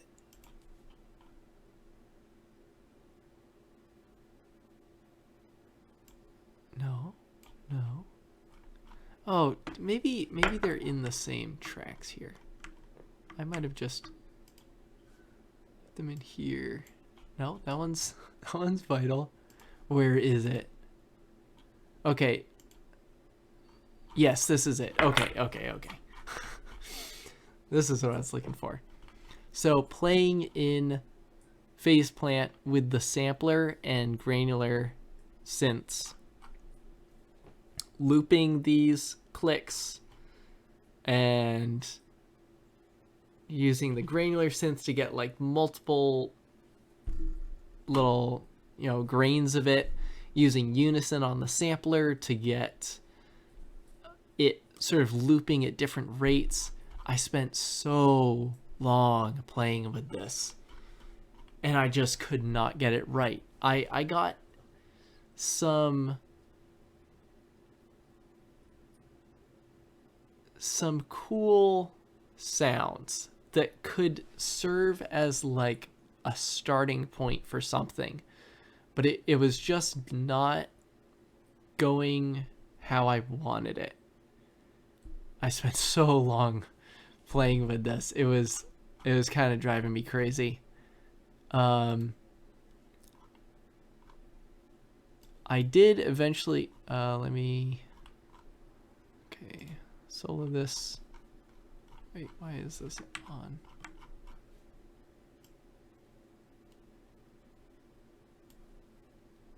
Turn that off. Okay, is that good? I think that's good. Oh yeah, let me turn off the reverb. Okay. So this was the one thing of what I was playing with in Faceplant that I thought was worth saving.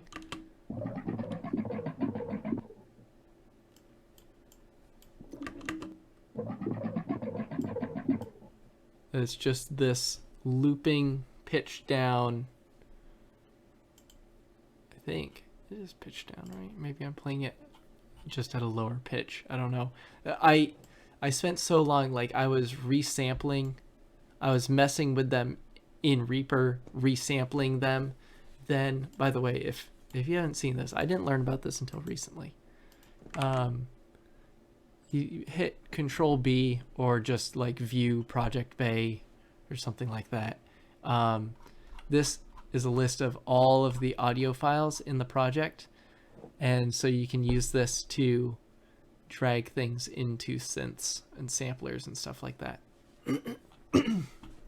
So you don't have to render something out and then go to it here, or bake something, go to the project files, drag it from here. You can just find it in here, which is really nice. Yeah, I spent so long with it, and this I was happy enough with this that I thought that would make for a good layer. The second day of playing with this, I had more luck because I started working in Vital, and what I started doing in Vital. What? Oh. Wait a minute. Oh. I had the wrong one open. This is the one in Faceplant.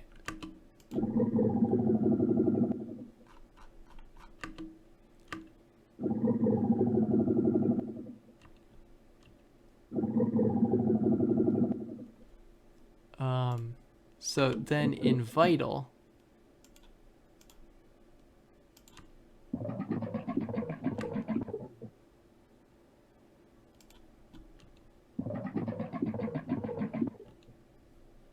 is that it?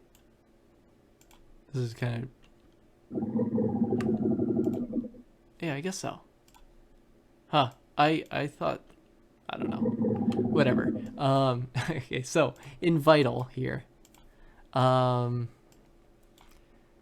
started getting these, edited and resampled vocal sounds and then dragging them into Vital, both in the sampler but also in here, and turning them into wavetables or vocoding them, or what's the other one? It's like phase,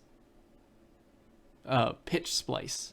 I'm not sure what pitch splice does, but I started playing around with them in here, and I started having more luck. They started sounding good. More what I was looking for.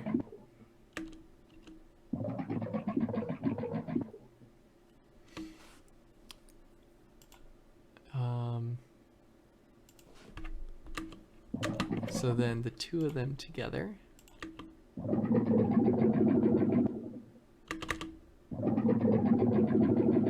It's kind of like a, I don't know, like a passive monster sound, I would say. It's like a sound that it doesn't, lets you know that it doesn't see you. It isn't coming for you, but it's nearby. Even though in this situation it's not really nearby, but it's fine. And then I thought, like, I could just have that, but it's sort of, in context, it might not really be clear what it is.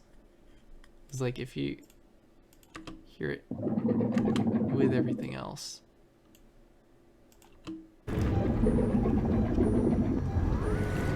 I mean, it's like, you can hear it, but it's not really clear that it's the xenomorph, I guess.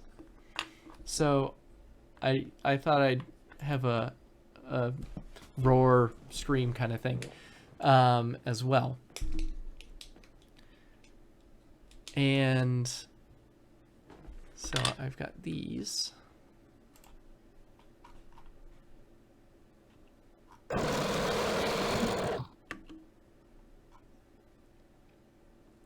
So I did a bunch of inhale screams, which are very painful. I do not like doing them, but they work great. And I was playing around with motto pitch, M auto pitch,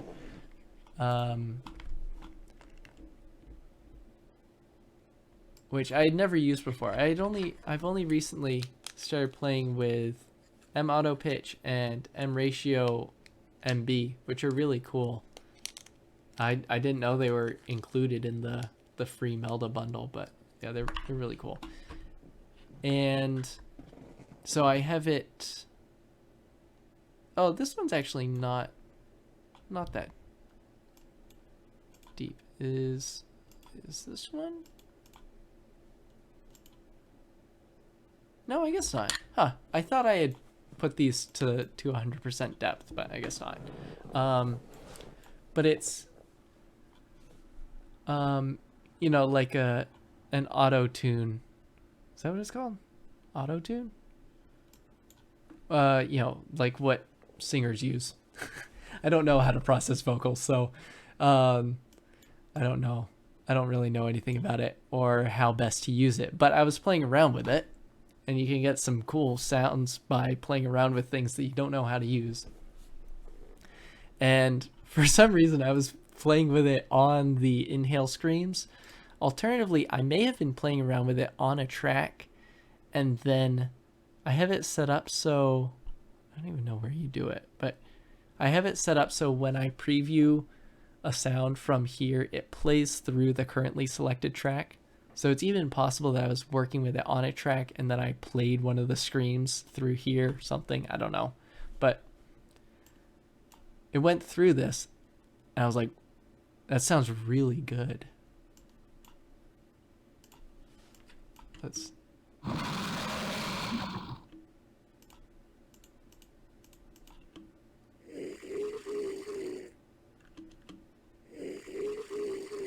It like changes the sound. In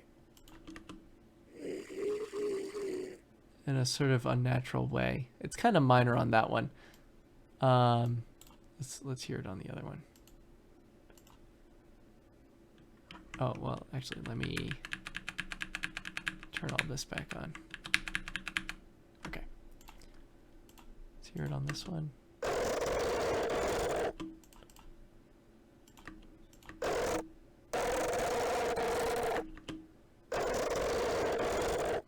I don't know.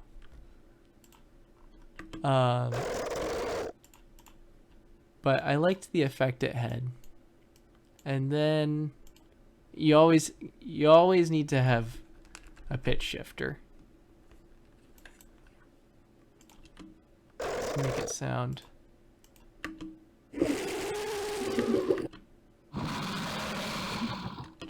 beastly. Had OTT on at one point, I guess, but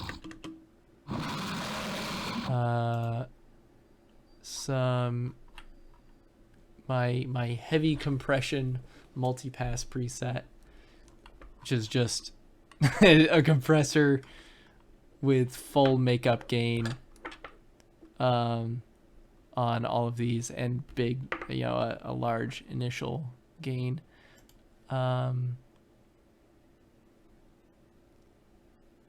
And then some chorus, saturation knob. This is a really, really, really good saturation plugin. It's probably my favorite aside from Szechuan Saturator. Szechuan Saturator does not go on as many things as saturation knob because it has quite a character, but it's really, really good. Really good. It has like an envelope follower built in, I think. Or something. It's pretty crazy sounding. Let's hear it on this actually.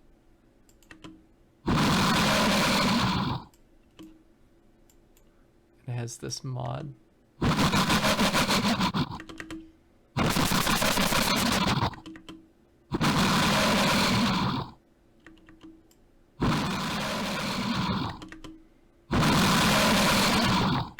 Yeah, it sounds really good. And then I think I have this. What how is this? Is this going into? Yeah. Is it going into 148 or 149? I guess it's going into 149. So this vocal layer is going into here and it's getting vocoded. You hear both the wet and dry, so it's not super noticeable, but you can hear it by itself. For some reason it like completely cuts out in the middle. I don't know, but just a little minor detail.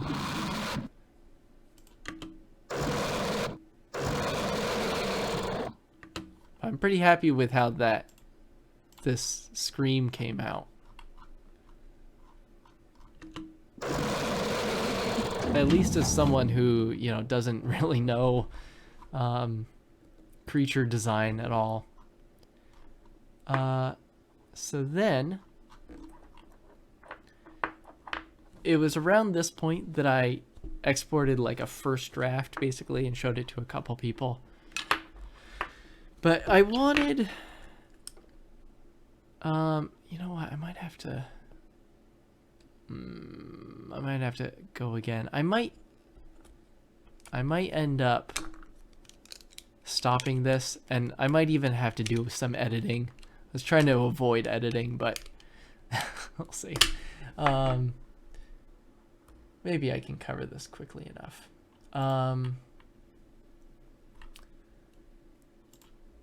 In Alien Isolation, when the xenomorph can't find you, he screams, and then he hops up in a vent, and he climbs around in the vent for a while before coming down, either because like someone made a sound or just because it's time to come down or whatever. So you often hear him scream and then climb up in a vent. Uh-oh.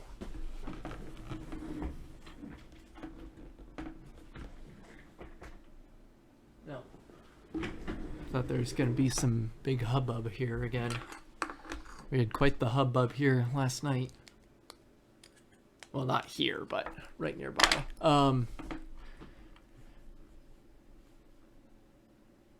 So, you know, it seems the xenomorph seems kind of dumb. if he's just like, he makes this growl, he screams, and then nothing. Is he just standing there doing nothing? You know, it seemed kind of lame to just have him scream and then that's it. So, and also the sound of him climbing around in these vents is a very like iconic sound from Alien Isolation, because you hear it all the time. All the time. So I decided I wanted to have some sounds of him climbing up. So this was like the last main thing I did beyond just tweaking, mixing, stuff like that, which was adding the sounds of him climbing up into the vents.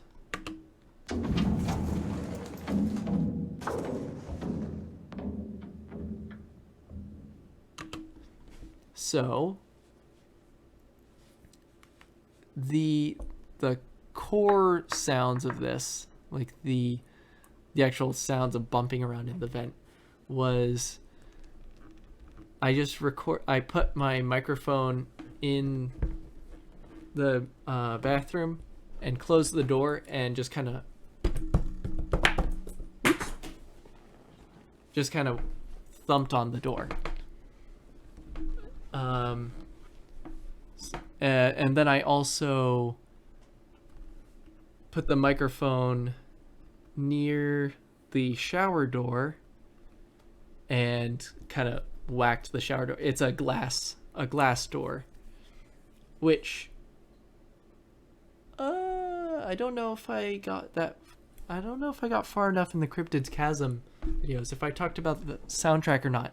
But the percussion in the Cryptids Chasm soundtrack is actually made, I think, entirely out of that shower door, tapping it with a contact mic, or like a contact mic on it and then tapping it. But yeah, just kind of tapping, whacking this shower door. And then, of course, again, convolution reverb with metal impulse responses. By the way, if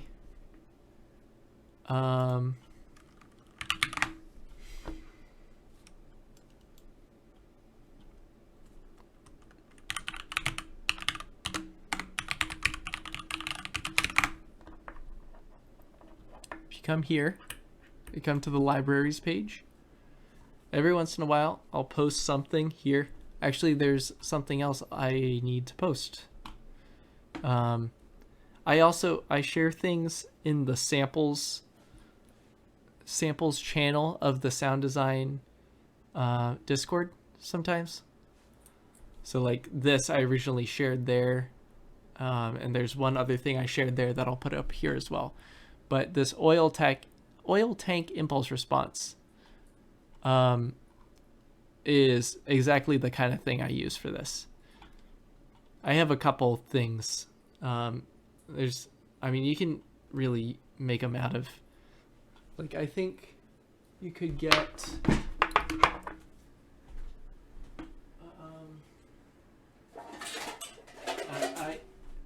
I even did record these, but I don't think I played around with them much.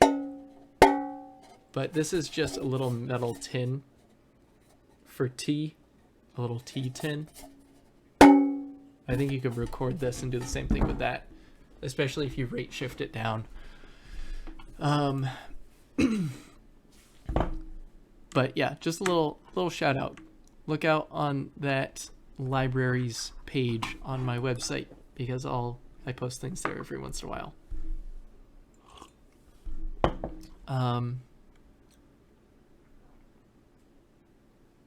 So yes, obviously convolving these, I had quite a bit of trouble with it.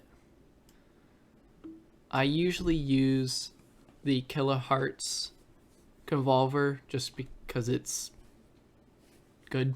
It works well. I don't tend to have problems with it. But for whatever reason, it was distorting a ton on like all of these, or at least a lot of them. I don't know why. I was getting a lot of distortion. So I switched to the Melda convolver. I was also getting distortion on that. No idea why. So I ended up switching to what I think I would consider to be the best convolution reverb I've used, which is Sir, which I believe is a quite old plugin. I just heard about it on the bedroom producers blog, free plugins page, which is really good.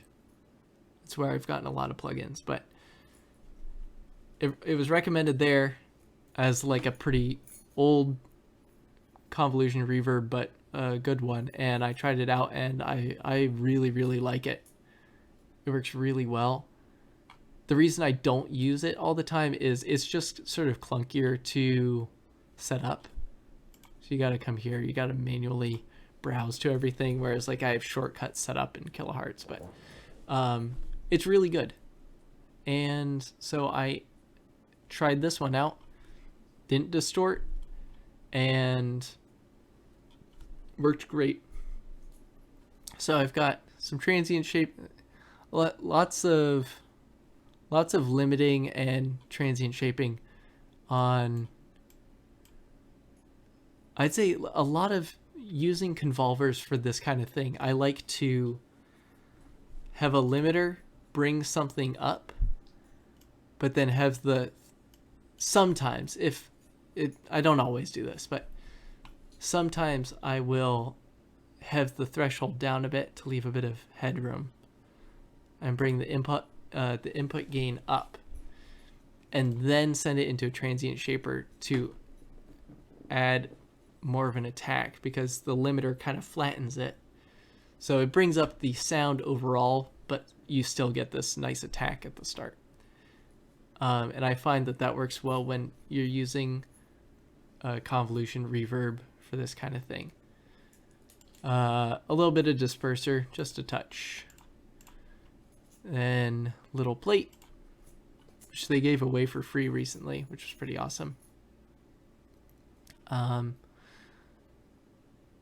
And then Sir, and some more limiting. And I think that's pretty much it for the thumps. There's also this, which is sort of like kind of Foley of him climbing up, which is, I think I was moving around this big leather, like greaser jacket kind of thing, like a greaser from the 50s, something like that. My brother actually went as a greaser from the 50s for Halloween last year, and he wore that jacket. I also have this. It's really quiet. It's pretty minor. But this is just like what I envision to be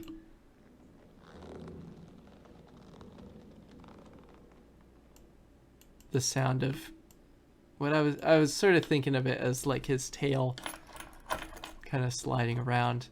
It's a little more leathery. I don't know. It's minor.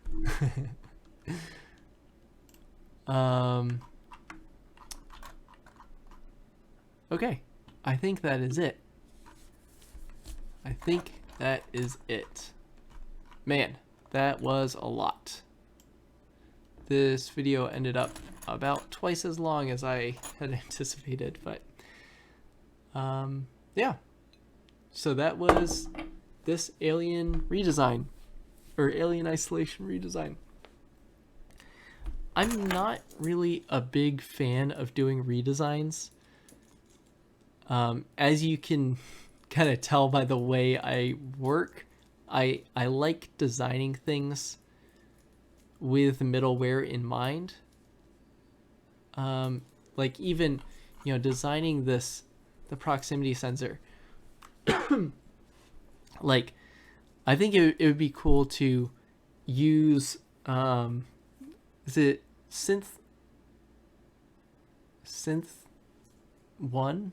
No, that's like a iOS synth. Is it called synth 1? Just the basic synthesizer in Wise that, you know, you could set up to be the proximity binging sound, and then you can have parameters. You know, you can have the distance between the xenomorph and you, setting the pitch and the trigger speed, or the delay between triggers, probably. You know, you can set up all this stuff, and I like thinking of things in that way, figuring out how to, like, how it's going to be programmed in, and designing for that. And even the way I design ambiences, where I have, oh, that's one thing I didn't even talk about. So in the second environment, you have the north wall sounds, south wall sounds, and there's 3 in each. And so what I did was I considered them to, let's see.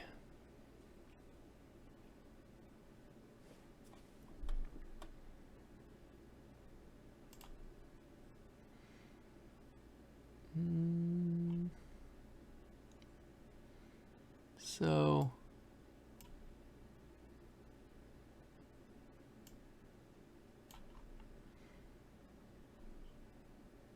wait, did I not automate this one? Oops. Oh, I guess I forgot to automate this one. Oh, that's annoying. That's very annoying. Well, anyway, I basically treated it like each of these sounds came from a different point on this wall. So as you walk past them, some get quieter, some get louder. So like, see, this one starts out louder, and then you walk past it, so it gets quieter. I'm not sure what this... I'm not sure why it comes up here again. Maybe you... I don't know. Whatever. Basically, I automated the volumes on these. I determined like the order that they appeared in, and then set their volumes.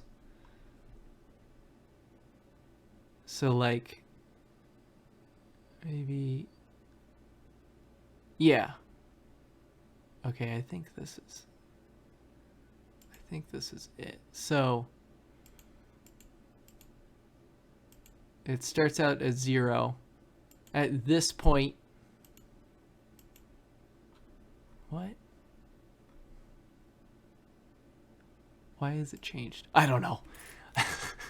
I don't remember. But regardless, I set these up, or at least intended to set these up. I'm wondering like what's going on with them now.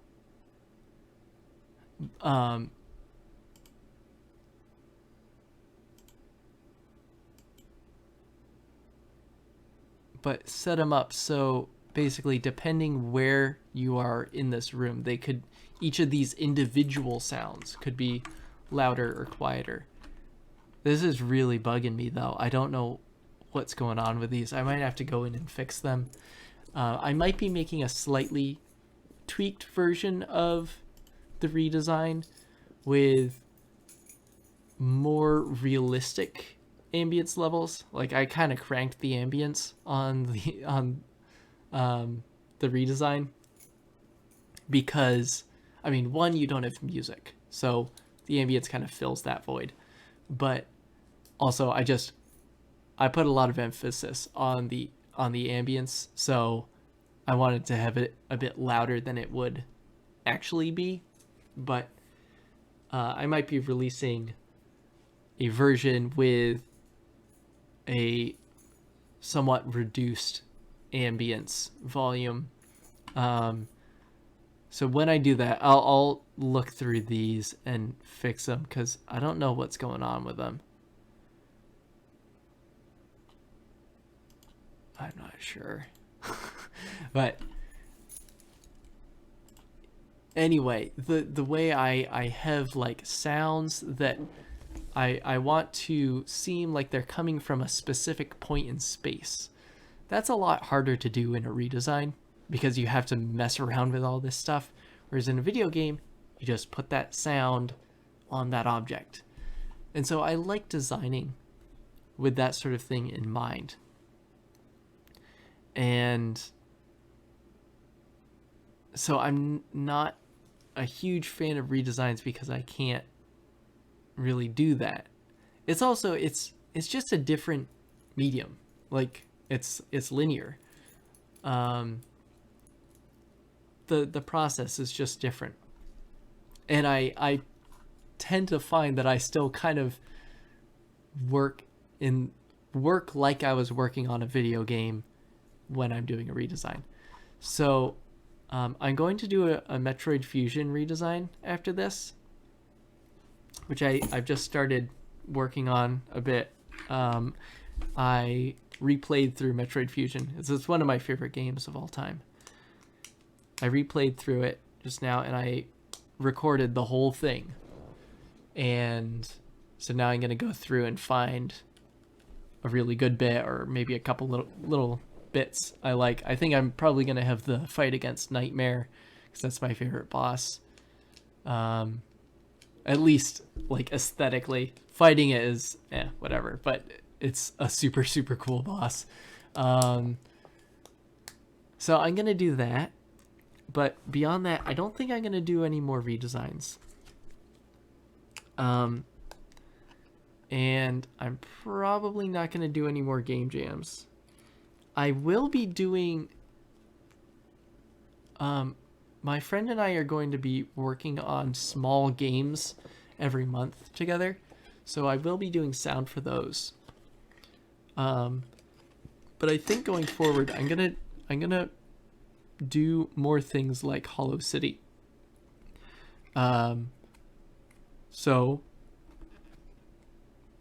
you know, I mean, obviously it's a lot more work than doing a redesign, but it also gets me familiarized with more engines. I'm thinking I might do one in Unreal, one in Godot, so I can get familiar with all these different engines. And I think that's what I'm going to stick with going forward. I mean, I might still do a redesign every once in a while. I might still do a game jam every once in a while. Actually, there's someone from the Blockhead Discord that I want to do a jam with sometime, but